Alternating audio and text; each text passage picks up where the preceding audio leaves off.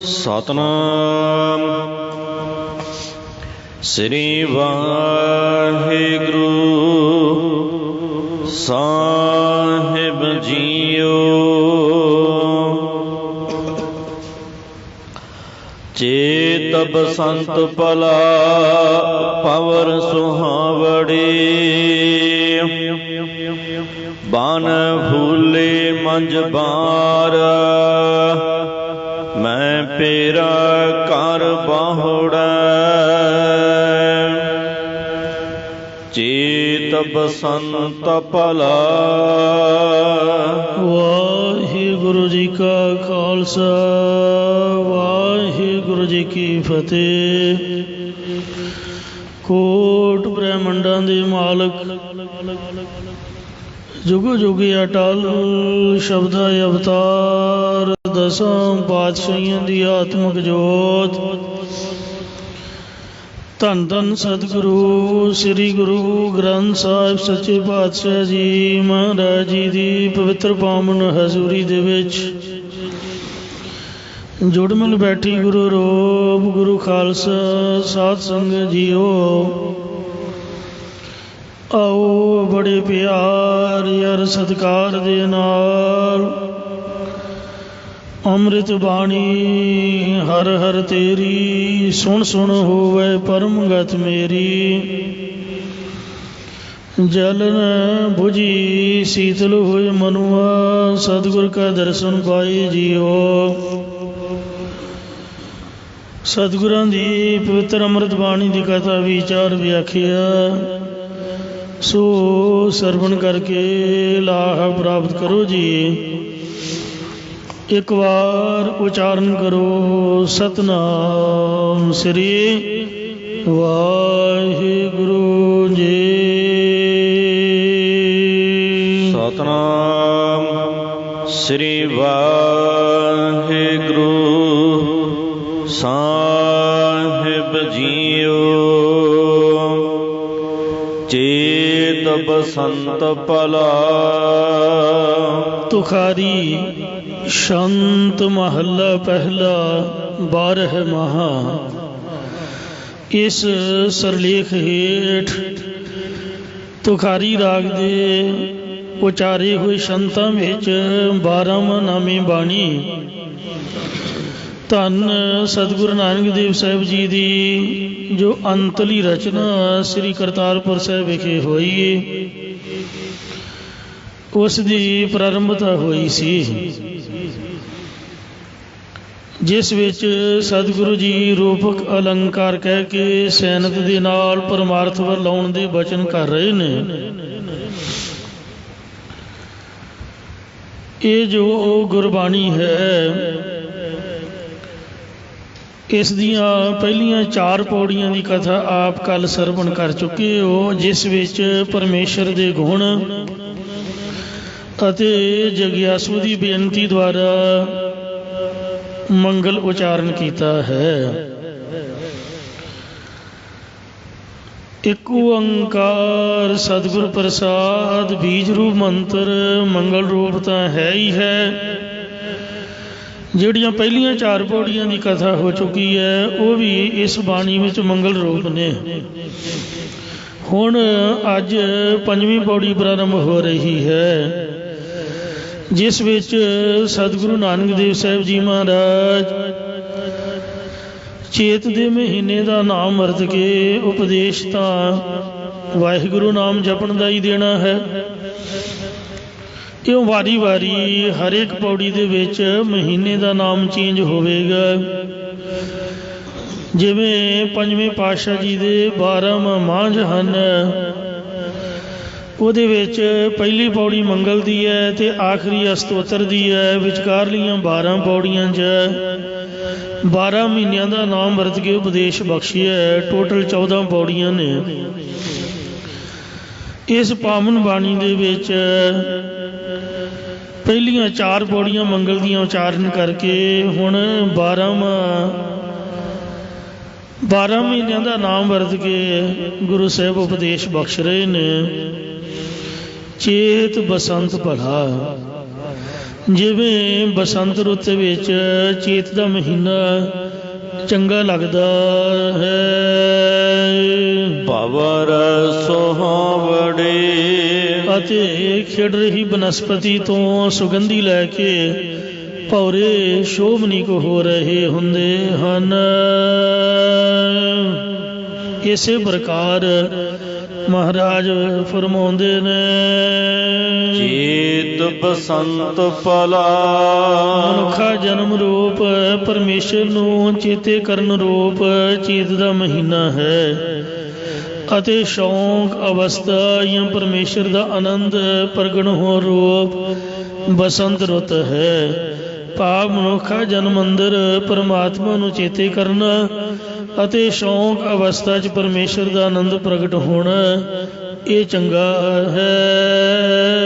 ਭਵਰ ਸੁਹਾਵੜੇ ਐਸੇ ਮਹੀਨੇ ਤੇ ਰੁੱਤ ਅੰਦਰ ਜਗਿਆਸੂ ਰੂਪ ਭੌਰੇ ਗੁਣਾ ਜਾਂ ਭਗਤੀ ਰੂਪ ਸੁਗੰਧੀ ਲੈ ਕੇ ਸ਼ੋਭ ਰਹੇ ਹਨ। ਬਨ ਫੂਲੇ ਮੰਝ ਬਾਰ ਜਿਵੇਂ ਚੇਤ ਦੇ ਮਹੀਨੇ ਵਿੱਚ ਉਜਾੜਾਂ ਵਿੱਚ ਬਾਗ ਬਿਰਕਸ਼ ਪ੍ਰਫੁੱਲਤ ਹੁੰਦੇ ਹਨ। ਮੈਂ ਫਿਰ ਕਰ ਬਾਹੁੜਾ ਅਜਿਹੇ ਸਮੇਂ ਵਿੱਚ ਪਤੀ ਤੋਂ ਵਿਛੜੀ ਇਸਤਰੀ ਆਖਦੀ ਹੈ ਕਿ ਮੇਰੇ ਘਰ ਵਿੱਚ ਪਤੀ ਪ੍ਰਾਪਤ ਹੋਵੇ। ਇਸੇ ਪ੍ਰਕਾਰ ਬਨ ਫੂਲੇ ਮੰਝ ਬਾਰ ਸੰਸਾਰ ਰੂਪ ਉਜਾੜ ਵਿੱਚ ਮਹਾਤਮਾ ਰੂਪੀ ਜੰਗਲ ਬਿਰਕਸ਼ ਸ਼ੁਭ ਗੁਣਾ ਕਰਕੇ ਪ੍ਰਫੁੱਲਤ ਹੋ ਰਹੇ ਹਨ। ਭਾਵ ਕਰੁਣਾ ਮੁਦਤਾ ਮੈਤਰੀ ਤੇ ਉਪੇਖਿਆ ਰੂਪ ਟਾਹਣੀਆਂ ਧਰਮ ਰੂਪੀ ਫੁੱਲ ਤੇ ਗਿਆਨ ਰੂਪੀ ਫਲ ਨਾਲ ਪ੍ਰਫੁੱਲਤ ਹੋ ਰਹੇ ਹਨ। ਮੈਂ ਫਿਰ ਕਰ ਬਾਹੁੜਾ ਐਸੇ ਮਹਾਤਮਾ ਦੇ ਆਨੰਦ ਨੂੰ ਦੇਖ ਕੇ ਪਤੀ ਪਰਮੇਸ਼ਰ ਤੋਂ ਮਿਛੜੀ ਜਗਿਆਸੂ ਰੂਪ ਇਸਤਰੀ ਕਹਿੰਦੀ ਹੈ ਕਿ ਅਜਿਹੇ ਸ਼ੋਭਨੀਕ ਸਮੇਂ ਵਿੱਚ ਮੇਰੇ ਹਿਰਦੇ ਰੂਪ ਘਰ ਅੰਦਰ ਵੀ ਪਤੀ ਪ੍ਰਭੂ ਪ੍ਰਾਪਤ ਹੋਵੇ। ਭਾਵ ਆ ਕੇ ਸਾਖਿਆਤਕਾਰ ਹੋਵੇ। ਫਿਰ ਘਰ ਨਹੀਂ ਆਵੈ ਐਸੇ ਬਸੰਤ ਰੁੱਤ ਦੇ ਸ਼ੋਭਨੀਕ ਸਮੇਂ ਵਿੱਚ ਜੇਕਰ ਇਸਤਰੀ ਦਾ ਪਤੀ ਉਸ ਦੇ ਘਰ ਵਿੱਚ ਨਹੀਂ ਆਉਂਦਾ ਧਨ ਕਿਉਂ ਸੁਖ ਪਾਵੈ ਤਾਂ ਫਿਰ ਉਹ ਇਸਤਰੀ ਕਿਵੇਂ ਪਤੀ ਦੇ ਮਿਲਾਪ ਨੂੰ ਜਾਂ ਸੇਵਾ ਦਾ ਸੁਖ ਪ੍ਰਾਪਤ ਕਰ ਸਕਦੀ ਹੈ। ਬਿਰਹਿ ਵਿਰੋਧ ਤਨ ਸੀਜੈ ਪਤੀ ਦੇ ਵਿਛੋੜੇ ਅਤੇ ਵਿਰੋਧ ਨਾਲ ਫਫੇ ਕੁੱਟਣੀਆਂ ਦੇ ਤਾਨਿਆਂ ਮਿਹਣਿਆਂ ਕਰਕੇ ਉਸ ਦਾ ਸਰੀਰ ਵੀ ਕਮਜ਼ੋਰ ਹੁੰਦਾ ਜਾਂਦਾ ਹੈ। ਇਸੇ ਪ੍ਰਕਾਰ ਫਿਰ ਘਰ ਨਹੀਂ ਆਵੈ ਮਨੁੱਖਾ ਜਨਮ ਰੂਪ ਚੇਤ ਦੇ ਮਹੀਨੇ ਵਿੱਚ ਸ਼ੌਂਕ ਅਵਸਥਾ ਰੂਪ ਬਸੰਤ ਰੁੱਤ ਦੇ ਸ਼ੋਭਨੀਕ ਸਮੇਂ ਅੰਦਰ ਮੇਰੇ ਜਗਿਆਸੂ ਰੂਪ ਇਸਤਰੀ ਦੇ ਹਿਰਦੇ ਰੂਪ ਘਰ ਵਿੱਚ ਪਤੀ ਪਰਮਾਤਮਾ ਆ ਕੇ ਸਾਖਿਆਤਕਾਰ ਨਹੀਂ ਹੁੰਦਾ। ਧਨ ਕਿਉਂ ਸੁਖ ਪਾਵੈ ਫਿਰ ਮੈਂ ਇਸਤਰੀ ਕਿਵੇਂ ਆਤਮਿਕ ਸੁਖ ਪਾਉਣਾ ਕਰਾਂ ਜਾਂ ਮੇਰੀ ਆਭਾਸ ਬਿਰਤੀ ਬ੍ਰਹਮਾਨੰਦ ਰੂਪ ਸੁਖ ਨੂੰ ਕਿਵੇਂ ਪਾ ਸਕਦੀ ਭਾਵ ਨਹੀਂ ਪਾ ਸਕਦੀ ਹੈ। ਬਿਰਹਿ ਵਿਰੋਧ ਤਨ ਸੀਜੈ ਇਹ ਵਿਛੋੜੇ ਰੂਪ ਵਿਰੋਧੀ ਕਰਕੇ ਜਾਂ ਵਿਛੋੜਾ ਪਾਉਣ ਵਾਲੇ ਕਾਮ ਕ੍ਰੋਧ ਆਦਿਕ ਵਿਰੋਧੀਆਂ ਕਰਕੇ ਮੇਰਾ ਸਰੀਰ ਨਾਸ਼ ਹੁੰਦਾ ਜਾਂਦਾ ਹੈ। ਕੋਕਿਲ ਅੰਬ ਸੁਹਾਵੀ ਬੋਲੇ ਜਿਵੇਂ ਬਸੰਤ ਰੁੱਤ ਵਿੱਚ ਅੰਬਾਂ ਦੇ ਬ੍ਰਿਕਸ਼ਾਂ ਉੱਪਰ ਕੋਇਲਾਂ ਬੋਲਦੀਆਂ ਸ਼ੋਭਨੀਕ ਹੁੰਦੀਆਂ ਹਨ। ਇਸੇ ਪ੍ਰਕਾਰ ਕੋਕਿਲ ਅੰਬ ਸੁਹਾਵੀ ਬੋਲੇ ਅੰਬਾਂ ਦੀ ਤਰ੍ਹਾਂ ਮਹਾਤਮਾ ਜਨਾਂ ਦੇ ਸਰੀਰ ਹਨ। ਕੋਇਲ ਦੀ ਨਿਆਈ ਉਹਨਾਂ ਦੀ ਰਸਨਾ ਵੈਰਾਗਮਈ ਬਚਨ ਬੋਲਦੀ ਸ਼ੋਭਨੀਕ ਹੁੰਦੀ ਹੈ।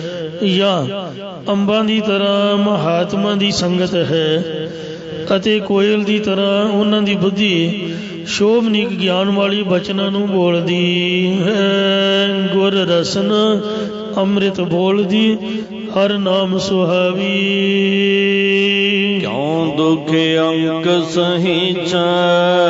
ਜੋ ਆਨੰਦ ਦੇ ਸਹਿਤ ਨੇ, ਪਰ ਮੈਂ ਆਪਣੇ ਹਿਰਦੇ ਵਿੱਚ ਪਤੀ ਪਰਮਾਤਮਾ ਦੀ ਵਿਛੋੜੀ ਦਾ ਦੁੱਖ ਕਿਵੇਂ ਸਹਿਣ ਕਰਾਂ। ਭਾਵ ਵਿਛੋੜੇ ਦਾ ਦੁੱਖ ਸਹਾਰਿਆ ਨਹੀਂ ਜਾਂਦਾ। ਵਿਛੋੜਾ ਸੁਣੇ ਦੁੱਖ ਵਿਣ ਡਿਠੇ ਮਰਿਓ। ਬਾਝ ਪਿਆਰੀ ਆਪਣੇ ਬਿਰਹੀ ਨਾ ਤੀਰੋਦ। ਭਵਰ ਭਵੰਤਾ ਫੁੱਲੀ ਡਾਲੀ। ਜੋ ਬਸੰਤ ਰੁੱਤ ਵਿੱਚ ਫੁੱਲਾਂ ਵਾਲੀ ਟਾਹਣੀ ਉੱਪਰ ਭੌਰੇ ਫੇਰ ਰਹੇ ਹਨ। ਕਿਉ ਜੀਵਾ ਮਰ ਮਾਏ। ਹੇ ਮਾਂ, ਹੇ ਸਖੀ, ਹੇ ਮਹਾਤਮਾ, ਇਹ ਦੇਖ ਕੇ ਮੈਂ ਪਤੀ ਦੇ ਵਿਛੋੜੇ ਕਰਕੇ ਕਿਵੇਂ ਜੀਣਾ ਕਰਾਂ। ਮੇਰਾ ਤਾਂ ਮਰਨਾ ਹੋ ਰਿਹਾ ਹੈ। ਇਸੇ ਪ੍ਰਕਾਰ ਭਵਰ ਭਵੰਤਾ ਫੁੱਲੀ ਡਾਲੀ। ਮਹਾਤਮਾ ਰੂਪ ਬ੍ਰਿਕਸ਼, ਕਰਨਾ ਮੁਦਤ ਆਦਿਕ ਟਾਹਣੀਆਂ, ਧਰਮ ਰੂਪ ਫੁੱਲ ਤੇ ਗਿਆਨ ਰੂਪ ਫਲ ਦੇ ਸਹਿਤ ਹਰੇ ਭਰੇ ਹਨ। ਉਹਨਾਂ ਪਾਸੋਂ ਜਗਿਆਸੂ ਰੂਪ ਭੌਰੇ ਭਗਤੀ ਦੀ ਸੁਗੰਧੀ ਲੈਣ ਲਈ ਗੂੰਜ ਰਹੇ ਹਨ, ਜਾਂ ਗੁਣਾ ਰੂਪ ਸੁਗੰਧੀ ਲੈ ਕੇ ਆਨੰਦਿਤ ਹੋ ਰਹੇ ਹਨ। ਕਿਉ ਜੀਵਾ ਮਰ ਮਾਏ। ਐਸੇ ਸਮੇਂ ਵਿੱਚ ਇਹ ਮਹਾਤਮਾ ਰੂਪ ਮਾਂ, ਹੇ ਸਖੀ, ਮੈਂ ਪਤੀ ਪਰਮਾਤਮਾ ਦੇ ਵਿਛੋੜੇ ਕਰਕੇ ਕਿਵੇਂ ਜੀਣਾ ਕਰਾਂ। ਮੇਰਾ ਤਾਂ ਮਰਨਾ ਹੀ ਹੋ ਰਿਹਾ ਹੈ। ਅੱਗੋਂ ਮਹਾਤਮਾ ਉਤਰ ਦਿੰਦੇ ਹਨ। ਨਾਨਕ ਚੇਤ ਸਹਿਜ ਸੁਖ ਪਾਵੈ। ਸਤਿਗੁਰੂ ਨਾਨਕ ਦੇਵ ਸਾਹਿਬ ਜੀ ਚੇਤ ਦੇ ਮਹੀਨੇ ਦੁਆਰਾ ਕਥਨ ਕਰਦੇ ਨੇ ਕਿ ਮਨੁੱਖਾ ਜਨਮ ਰੂਪ ਚੇਤ ਦੇ ਮਹੀਨੇ ਦੁਆਰਾ ਪਰਮੇਸ਼ਰ ਨੂੰ ਚੇਤੇ ਕਰੇ ਤਾਂ ਸ਼ਾਂਤੀ ਅਤੇ ਆਤਮਿਕ ਸੁਖ ਪਾ ਸਕਦੀ ਹੈ। ਜੇ ਹਰ ਵਾਰ ਘਰ ਧਨ ਪਾਏ। ਜੇਕਰ ਜਗਿਆਸੂ ਰੂਪ ਇਸਤਰੀ ਆਪਣੇ ਹਿਰਦੇ ਵਿੱਚ ਪ੍ਰਭੂ ਰੂਪ ਪਤੀ ਨੂੰ ਪਾਉਣਾ ਕਰੇ। ਵੈਸਾਖ ਪਲਾ।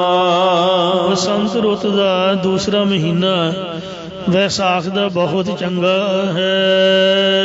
ਸਾਖਾਂ ਵੇਸ ਕਰੇ।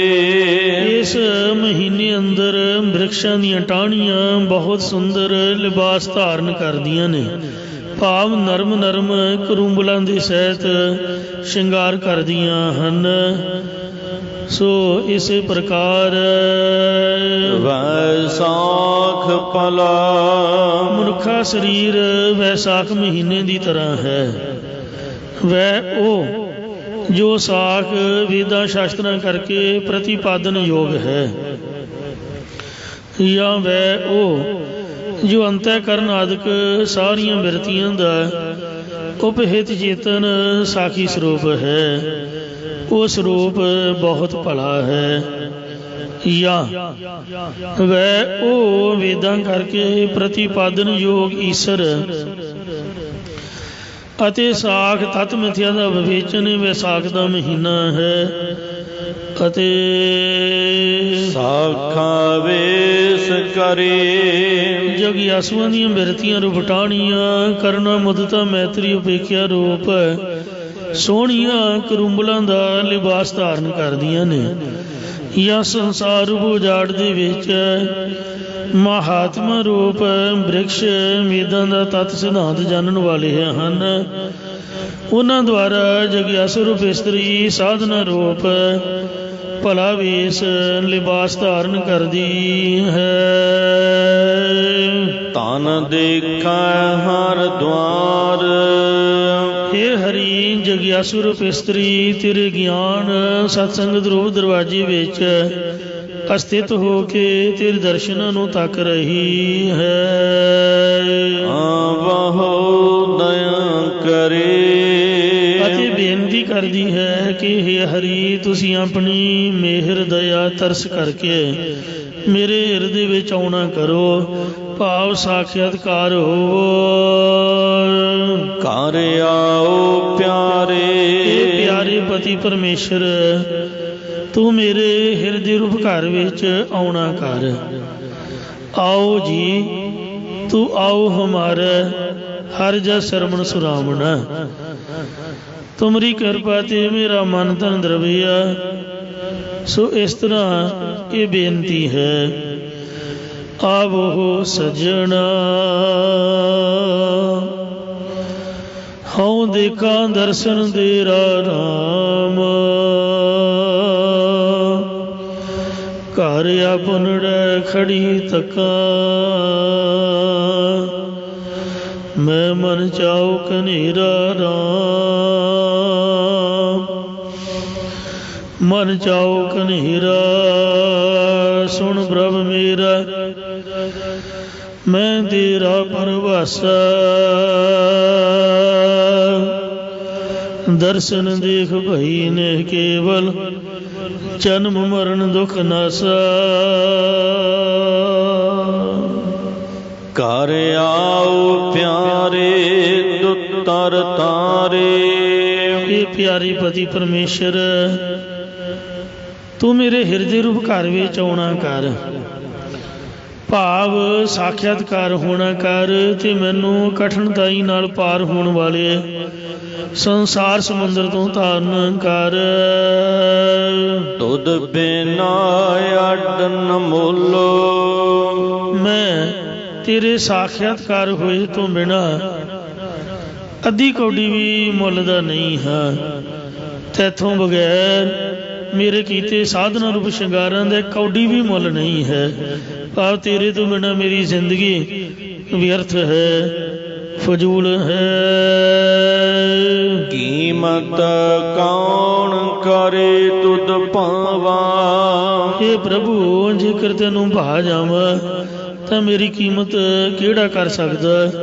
ਭਾਵ ਹੀਰੇ ਲਾਲਾਂ ਦੀ ਕੀਮਤ ਤੋਂ ਵੀ ਉੱਚਾ ਜੀਵਨ ਮੇਰਾ ਬਣ ਜਾਵੇਗਾ। ਤਦੋਂ ਪ੍ਰਭੂ ਨੇ ਕਿਹਾ, ਫਿਰ ਤੂੰ ਆਪ ਹੀ ਮੈਨੂੰ ਪ੍ਰਾਪਤ ਹੋ ਜਾ। ਤਾਂ ਅੱਗੋਂ ਜਗਿਆਸੂ ਬੇਨਤੀ ਕਰਦਾ ਹੈ ਕਿ ਦੇਖ ਦਿਖਾਵਾ ਢੋਲੋ, ਮੈਂ ਆਪ ਪ੍ਰਾਪਤ ਹੋਣ ਤੋਂ ਅਸਮਰੱਥ ਹਾਂ। ਢੋਲਣਾ ਪੰਜਾਬੀ ਠੇਠ ਬੋਲੀ ਹੈ, ਜਿਹਦਾ ਅਰਥ ਹੈ ਪਿਆਰਾ ਪਤੀ।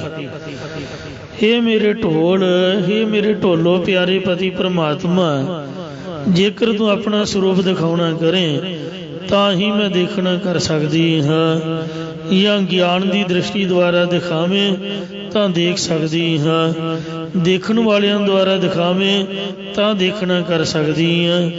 ਕਿੰਜ ਦੇਖਣਾ ਚਾਹੁੰਦੇ ਹੋ ਤਾਂ ਆਪੇ ਉੱਤਰ ਬਖਸ਼ਦੇ ਨੇ। ਦੂਰ ਨਾ ਜਾਣਾ ਅੰਤਰ ਮਨਾ। हे ਪ੍ਰਭੂ, ਤੈਨੂੰ ਮੈਂ ਆਪਣੇ ਤੋਂ ਦੂਰ ਨਾ ਜਾਣਾ। ਕੀ ਘਾਟ ਤੇ ਪਟ ਬਸਤਰ ਆਦਿ ਵਾਂਗ ਨੇੜੇ ਜਾਣਨ ਦੀ ਇੱਛਾ ਹੈ? ਨਹੀਂ, ਮੈਂ ਤੈਨੂੰ ਸਰੀਰ ਦੇ ਵਿੱਚ ਹੀ ਮੰਨਣਾ ਕਰਾਂ। ਅੰਦਰ ਤਾਂ ਅੰਤःਕਰਨ ਹੈ, ਕੀ ਉਸ ਨੂੰ ਪ੍ਰਾਪਤ ਹੋਣਾ ਚਾਹੁੰਦੀ ਹੈ? ਨਹੀਂ। हे ਹਰੀ, ਅੰਦਰ ਬਾਹਰ ਜਾਣਨ ਦੇ ਭੇਦ ਨੂੰ ਛੱਡ ਕੇ ਆਕਾਸ਼ਵਤ ਆਪ ਜੀ ਦਾ ਹਰ ਕਾ ਮਹਲ ਪਛਾਨਾ।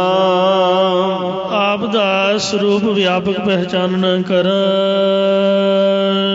ਨਾਨਕ ਵੈ ਸਾਖੀ ਪ੍ਰਭ ਪਾਪਾਵੈ। ਸਤਿਗੁਰੂ ਸਾਹਿਬ ਜੀ ਵੈਸਾਖ ਮਹੀਨੇ ਦੁਆਰਾ ਕਥਨ ਕਰਦੇ ਨੇ, ਜਾਂ ਵੈ ਉਹ ਸਾਖੀ ਰੂਪ ਪ੍ਰਭੂ ਨੂੰ ਪਾਉਣਾ ਕਰਦੀਆਂ ਹਨ। ਸੁਰਤ ਸ਼ਬਦ ਮਨ ਮਾਨਾ। ਜਿਨ੍ਹਾਂ ਦਾ ਮਨ ਗੁਰਾਂ ਦੇ ਸ਼ਬਦ ਵਿੱਚ ਸੁਰਤ ਗਿਆਤ ਪੂਰਵਕ ਜਾਂ ਸ੍ਰੇਸ਼ਟ ਪ੍ਰੀਤੀ ਕਰਕੇ ਮੰਨ ਗਿਆ ਹੈ।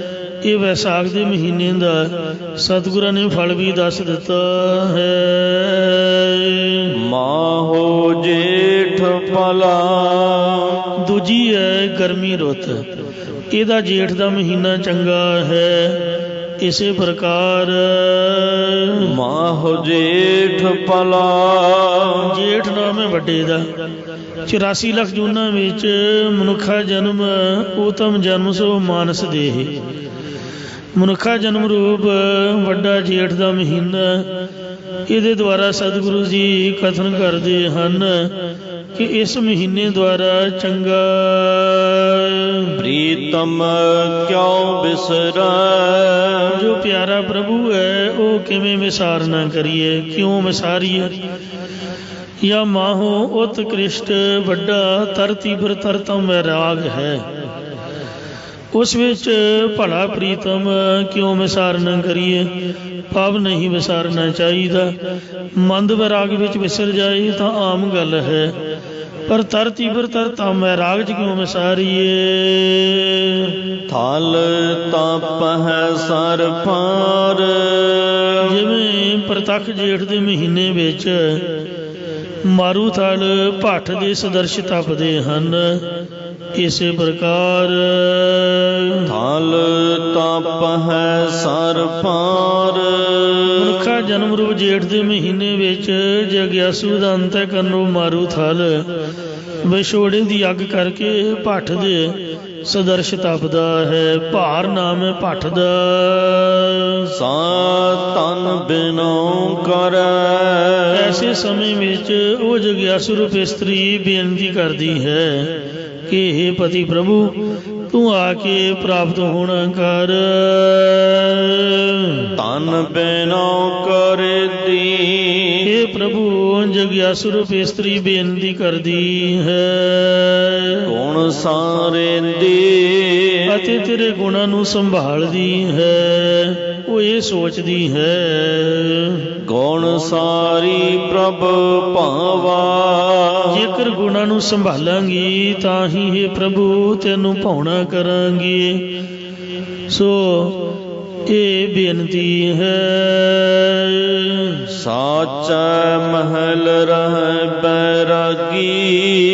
ਹੁਣ ਪ੍ਰਭੂ ਪਤੀ ਨੇ ਕਿਹਾ ਕਿ ਜੇਕਰ ਤੇਰੇ ਅੰਦਰ ਗੁਣਾਂ ਨੂੰ ਸੰਭਾਲਣ ਰੂਪ ਪ੍ਰੇਮਾ ਭਗਤੀ ਹੈ ਤਾਂ ਫਿਰ ਤੂੰ ਆ ਕੇ ਮੈਨੂੰ ਪ੍ਰਾਪਤ ਹੋ ਜਾ।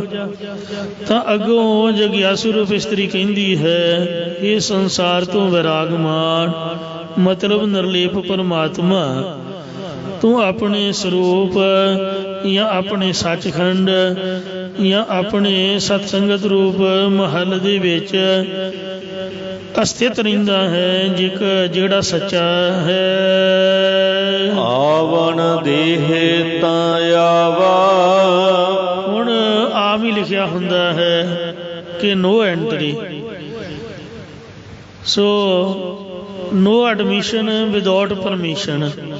ਜਿੰਨਾ ਚਿਰ ਤੇਰੀ ਪਰਮਿਸ਼ਨ ਨਹੀਂ ਹੈ ਤੂੰ ਮੈਨੂੰ ਬੁਲਾਉਂਦਾ ਹੀ ਨਹੀਂ ਹੈ। ਮਤਲਬ ਕਹਿਣ ਦਾ ਵੀ ਕਾਮ ਕ੍ਰੋਧ ਆਦਿਕ ਵਿਕਾਰ ਮੇਰੀਆਂ ਲੱਤਾਂ ਖਿੱਚ ਰਹੇ ਨੇ, ਤੇਰੇ ਵੱਲ ਆਉਣ ਹੀ ਨਹੀਂ ਦਿੰਦੇ, ਤੇ ਇਹਨਾਂ ਬੁਲਾਵਾਂ ਨੂੰ ਮੇਰੇ ਤੂੰ ਲਾਏਂਗਾ ਤਾਂ ਹੀ ਮੈਂ ਤੇਰੇ ਕੋਲ ਆ ਸਕਾਂਗਾ।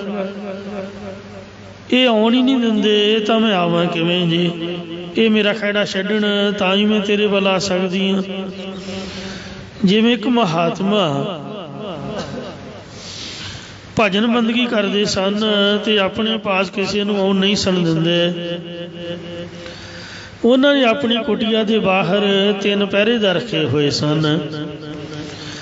ਬਾਹਰਲੇ ਦਰਵਾਜ਼ੇ ਤੇ ਕੁੱਤਾ ਸੀਗਾ ਜੋ ਹਰੇਕ ਆਉਣ ਵਾਲੇ ਨੂੰ ਵੱਢਦਾ ਸੀ। ਉਸ ਤੋਂ ਅੱਗੇ ਇੱਕ ਸਿੰਗਾਂ ਵਾਲੀ ਗਾਂ ਸੀ ਤੇ ਉਹ ਤੋਂ ਅੱਗੇ ਬਹੁਤ ਹੀ ਲੜਾਕੀ ਮਾਈ ਬੈਠੀ ਹੋਈ ਸੀ ਜੋ ਚਾਰੇ ਪੌੜ ਚੁੱਕ ਕੇ ਪੈ ਜਾਂਦੀ, ਲੜਾਈ ਕਰਦੀ, ਦੂਰੋਂ ਹੀ ਗਾਣਾ ਝੜਕਾਂ ਦੇ ਕੇ ਭਜਾ ਦਿੰਦੇ। ਇੰਝ ਉਸ ਮਹਾਤਮਾ ਕੋਲ ਕੋਈ ਨਹੀਂ ਸੀ ਜਾਂਦਾ। ਇੱਕ ਦਿਨ ਇੱਕ ਸ੍ਰੇਸ਼ਟ ਜਗਿਆਸੂ ਨੇ ਕਿਹਾ ਕਿ ਮੈਂ ਇਸ ਮਹਾਤਮਾ ਕੋਲੋਂ ਉਪਦੇਸ਼ ਲੈਣਾ ਹੀ ਲੈਣਾ ਹੈ, ਪਰ ਪਹਿਲਾਂ ਰਸਤੇ ਵਿੱਚ ਪੈਣ ਵਾਲੇ ਵਿਘਨਾਂ ਨੂੰ ਦੂਰ ਕਰਨਾ ਪਵੇਗਾ। ਤਦੋਂ ਉਹਨੇ ਚੂਰੀ ਕੁੱਟ ਕੇ ਦੇਸੀ ਘਿਓ ਦੇ ਵਿੱਚ ਖੰਡ ਖੁੰਡ ਪਾ ਕੇ ਵਧੀਆ ਇੱਕ ਭਾਂਡੇ 'ਚ ਲੈ ਲਈ ਤੇ ਇੱਕ ਬੋਰੀ ਲੈ ਲਈ, ਉਹਦੇ 'ਚ ਘਾਹ ਪਾ ਲਿਆ ਸੋਹਣਾ ਸੋਹਣਾ। ਜਿਹੜਾ ਸਵੇਰੇ ਸਵੇਰ ਉੱਗਿਆ ਹੋਵੇ। ਤੇ ਫਿਰ ਉਹਨੇ ਤਿਉੜ ਤੇ 25 ਕੁ ਰੁਪਈਏ ਆਪਣੇ ਪਾਸ ਇਕੱਠੇ ਕਰ ਲਏ। ਤਿਉੜ 3 ਵਸਤਾਂ, ਜਿਹਦੇ ਵਿੱਚ ਦਹੀਂ ਹੋਵੇ, ਅਦਰੜਕਾ ਹੋਵੇ ਤੇ ਦੁੱਧ ਦਾ ਮਿਲਾ ਕੇ ਬਣਾਇਆ ਹੋਇਆ ਪੀਣ ਵਾਲਾ ਪਦਾਰਥ, ਉਹਨੂੰ ਤਿਉੜ ਕਹੀਦਾ। ਪੰਜਾਬ ਦੇ ਵਿੱਚ ਇਸਤਰੀਆਂ ਆਪਣੇ ਬੱਚਿਆਂ ਨੂੰ ਰਿਸ਼ਟ ਪੁਸ਼ਟ ਕਰਨ ਲਈ ਤਿਉੜ ਪਿਲਾਉਂਦੀਆਂ ਹਨ। ਦਹੀਂ ਤੇ ਅਦਰੜਕਾ ਤੇ ਵਿੱਚ ਦੁੱਧ ਮਿਲਾ ਕੇ, ਤੇ 25 ਕੁ ਰੁਪਈਏ ਹੱਥ ਵਿੱਚ ਉਹਨੇ ਆਪਣੇ ਲੈ ਲਏ ਤੇ ਉਪਦੇਸ਼ ਲੈਣ ਲਈ ਤੁਰ ਪਿਆ। ਤਦੋਂ ਪਹਿਲਾਂ ਕੁੱਤਾ ਉਹਨੂੰ ਮਿਲਿਆ ਤੇ ਲੱਗਾ ਭੌਂਕਣ, ਟੌਂ ਟੌਂ ਕਰਨ। ਉਹਨੇ ਮਾੜਾ ਜਿਹਾ ਪਚਕਾਰ ਕੇ ਭਾਂਡਾ ਖੋਲਿਆ ਤੇ ਆਖਿਆ, ਲੈ ਵੀ ਮਿੱਤਰਾ, ਤੂੰ ਆਪ ਦਾ ਕੰਮ ਕਰ ਤੇ ਮੈਨੂੰ ਆਪ ਦਾ ਕੰਮ ਕਰਨ ਦੇ, ਤੂੰ ਚੂਰੀ ਖਾ। ਕੁੱਤੇ ਨੂੰ ਚੂਰੀ ਪਾ ਦਿੱਤੀ, ਉਹ ਚੂਰੀ 'ਚ ਮਸਤ ਹੋ ਗਿਆ। ਇਹ ਅੱਗੇ ਲੰਘ ਗਿਆ। ਉਹ ਜਿਹੜੀ ਗਾਂ ਸੀਗੀ, ਉਹ ਸਿੰਘ ਲੈ ਕੇ ਜਦ ਇਹਦੇ ਵੱਲ ਨੂੰ ਆਈ ਤੇ ਇਹਨੇ ਬੋਰੀ ਦਾ ਮੂੰਹ ਖੋਲ੍ਹਿਆ ਤੇ ਝੱਟ ਗਾਂ ਦੇ ਅੱਗੇ ਘਾਹ ਢੇਰੀ ਕਰ ਦਿੱਤਾ ਵੀ ਲੈ, ਤੂੰ ਮੌਜਾਂ ਮਾਣ ਦੇ, ਮੈਨੂੰ ਆਪਦੀਆਂ ਮੌਜਾਂ ਮਾਣਨ ਦੇ। ਉਹ ਜਿਹੜੀ ਗਾਂ ਸੀ ਘਾਹ ਖਾਣ 'ਚ ਮਸਤ ਹੋ ਗਈ। ਉਸ ਤੋਂ ਅੱਗੇ ਲੜਾਕੀ ਮਾਈ ਉਹਦੇ ਬੋਲਣ ਤੋਂ ਪਹਿਲਾਂ ਹੀ ਵੀ ਕੁਛ ਉਹ ਬੋਲੇ ਤਾਂ ਉਹਦੇ ਸਾਹਮਣੇ ਤਿਉੜ ਰੱਖ ਦਿੱਤਾ ਵੀ ਲੈ ਮਾਈ, ਤੂੰ ਤਾਂ ਮੇਰੀ ਮਾਂ ਲੱਗਦੀ ਹੈ, ਤੂੰ ਤਾਂ ਮਾਵਾਂ ਤੋਂ ਵੀ ਵੱਧ। ਮੈਂ ਭਲਾ ਤੇਰਾ ਕਿਉਂ ਗੁੱਸਾ ਕਰੂੰਗਾ, ਜੋ ਮਰਜ਼ੀ ਤੂੰ ਮੈਨੂੰ ਬੋਲ ਦੇ। ਤੇ ਲੈ ਫੜ ਮੇਰੀ ਮਾਤਾ, ਆ ਲੈ ਛਕ ਪਦਾਰਥ। ਤੇ ਰੁਪਈਏ 25 ਉਹਦੇ ਹੱਥ 'ਚ ਪਕੜਾ ਦਿੱਤੇ ਵੀ ਆਪ ਦਾ ਕੋਈ ਸੌਦਾ ਪਤਾ, ਗੁਜ਼ਾਰੇ ਪਾਣੀ ਲਈ ਆ, ਪੈਸੇ ਲੈ। ਉਹ ਮਾਈ ਇੰਨੇ 'ਚ ਪ੍ਰਸੰਨ ਹੋ ਗਈ। ਤਦੋਂ ਜਗਿਆਸੂ ਮਹਾਤਮਾ ਦੇ ਕੋਲ ਪਹੁੰਚ ਗਿਆ ਤੇ ਮਹਾਤਮਾ ਨੇ ਖੁਸ਼ ਹੋ ਕੇ ਉਹਨੂੰ ਉਪਦੇਸ਼ ਦੇ ਕੇ ਨਿਹਾਲ ਕਰ ਦਿੱਤਾ। ਇਹ ਸੀ ਦ੍ਰਿਸ਼ਟਾਂਤ। ਫੋਰ ਐਗਜ਼ਾਮਪਲ, ਇਹ ਗੱਲਾਂ ਸੱਚੀਆਂ ਤਾਂ ਨਹੀਂ ਹੁੰਦੀਆਂ, ਪਰ ਗੱਲ ਸਮਝਣ ਵਾਸਤੇ ਮਹਾਂਪੁਰਖ ਸੰਪਰਦਾਈ ਮਹਾਤਮਾ ਇਹਨੂੰ ਉਦਾਹਰਨ ਦੇ ਤੌਰ ਤੇ ਲੈਂਦੇ ਨੇ। ਹੁਣ ਦਾ ਦ੍ਰਿਸ਼ਟਾਂਤ ਸਰਵਣ ਕਰੋ। ਇਸੇ ਪ੍ਰਕਾਰ ਅੰਤਰਜਾਮੀ ਪਰਮਾਤਮਾ ਮਹਾਤਮਾ ਦੀ ਤਰ੍ਹਾਂ ਹੈ। ਉਹਦਾ ਸਾਰੀ ਦੁਨੀਆ ਹੀ ਉੱਥੇ ਇਕੱਠੀ ਹੋ ਜਾਏ। ਰੱਬ ਨੇ ਆਪਣੇ ਵਿੱਚ ਮਿਲਣ 'ਚ ਆਪ ਹੀ ਵਿਘਨ ਪਾਇਆ ਹੋਇਆ ਹੈ। ਇੱਕ ਤਾਂ ਕੁੱਤਾ ਛੱਡਿਆ, ਜਿਹੜਾ ਹਰੇਕ ਜਣੇ ਖਣੇ ਨੂੰ ਟੌਂ ਟੌਂ ਕਰਕੇ ਵੱਢੀ ਜਾਂਦਾ, ਉਹ ਹੈ ਲੋਭ ਰੂਪੀ ਕੁੱਤਾ। ਸਵਾਣ ਸੂਕਰ ਬਾਇਸ ਜਿਵੇਂ ਭਟਕਤ ਚਾਲਿਓ ਊਠ, ਕਾਲੀ ਕਥਾ ਆਈ ਸੀ। ਲੋਭ ਲਹਿਰ ਸਭ ਸਵਾਣ ਹਲਕੇ ਹੈ, ਹਲਕਿਓ ਸਭ ਬਿਗਾਰੀਏ। ਲੋਭ ਨੂੰ ਹਲਕੇ ਕੁੱਤੇ ਦੀ ਤੁਲਨਾ ਦਿੱਤੀ ਹੈ। ਅਵਿਦਿਆ ਰੂਪੀ ਹੈ ਗਾਂ। ਮਾਇਆ ਦਾ ਛੋਟਾ ਰੂਪ ਹੈ ਅਵਿਦਿਆ। ਮਾਇਆ ਤਾਂ ਸ਼ਿਵ ਜੀ, ਬ੍ਰਹਮਾ ਤੇ ਵਿਸ਼ਨੂੰ ਵਰਗਿਆਂ ਨੂੰ ਮੋਹਿਤ ਕਰਦੀ ਹੈ। ਸਾਡੇ ਵਰਗੇ ਛੋਟੇ ਮੋਟੇ ਜੀਵ ਜੰਤੂ ਜਿਹੜੇ ਨਿੱਕੇ ਨਿੱਕੇ, ਉਹਨਾਂ ਨੂੰ ਅਵਿਦਿਆ ਦਿੱਤੀ ਹੋਈ ਹੈ। ਉਹ ਅਵਿਦਿਆ 'ਚ ਲਪੇਟੇ ਜਾਂਦੇ ਨੇ। ਇਉਂ ਮਾਇਆ ਵੱਡੀ ਕਹਿ ਲਓ ਤੇ ਅਵਿਦਿਆ ਛੋਟੀ ਕਹਿ ਲਓ, ਹੈ ਦੋਵੇਂ ਮਾਇਆ। ਅਵਿਦਿਆ ਰੂਪ ਗਾਂ ਤੇ ਮਾਂ ਮਾਇਆ ਰੂਪ ਮਾਈ ਲੜਾਕੀ ਰੱਖੀ ਹੋਈ ਹੈ, ਜੋ ਸ਼ਿਵ ਜੀ ਵਰਗੇ ਮਹਾਤਮਾ ਨੂੰ ਵੀ ਦਾਈ ਨਹੀਂ ਦਿੰਦੇ, ਕਿਸੇ ਕੋਲੋਂ ਪਹਿਚਾਣੀ ਨਹੀਂ ਜਾਂਦੀ। ਜੋ ਅਧਿਕਾਰੀ ਮਨੁੱਖ ਲੋਭ ਰੂਪ ਕੁੱਤੇ ਨੂੰ ਮੁਕਤੀ ਰੂਪ ਚੂਰੀ ਪਾਉਂਦਾ ਹੈ। ਰਾਗ ਦਵੈਖ ਦੇ ਸਿੰਘਾਂ ਵਾਲੀ ਅਵਿਦਿਆ ਰੂਪ ਗਾਂ ਨੂੰ ਮਿਥਿਆ ਨਿਸ਼ਚੈ ਕਰਾਉਣ ਰੂਪ ਘਾਹ ਪਾਉਂਦਾ। ਮਾਇਆ ਰੂਪ ਲੜਾਕੀ ਮਾਈ ਨੂੰ 3 ਗੁਣਾਂ ਦਾ ਤਿਆਗ ਰੂਪ ਤਿਉੜ ਅਤੇ 25 ਪ੍ਰਕਿਰਤੀਆਂ ਵਾਲੇ ਸਰੀਰ ਦਾ ਮਾਣ ਛੱਡਣ ਰੂਪ 25 ਰੁਪਏ ਭੇਟਾ ਦਿੰਦਾ। ਉਹ ਪਰਮੇਸ਼ਰ ਦੀ ਇੰਜ ਪ੍ਰਾਪਤੀ ਕਰਦਾ ਹੈ।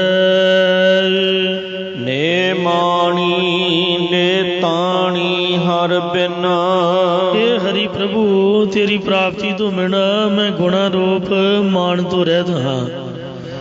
ਪਰ ਨਿਮਾਣੇ ਮਾਣ ਕਰੇ ਤੁਧ ਭਾਵੈ, ਜੇ ਤੈਨੂੰ ਭਾ ਜਾਵੇ ਤਾਂ ਤੂੰ ਮਾਣ ਤੋਂ ਰਹਿਤ ਗੁਣਾ ਤੋਂ ਰਹਿਤ ਵਾਲਿਆਂ ਨੂੰ ਵੀ ਗੁਣਾ ਵਾਲੇ ਕਰ ਸਕਦਾ ਹੈ।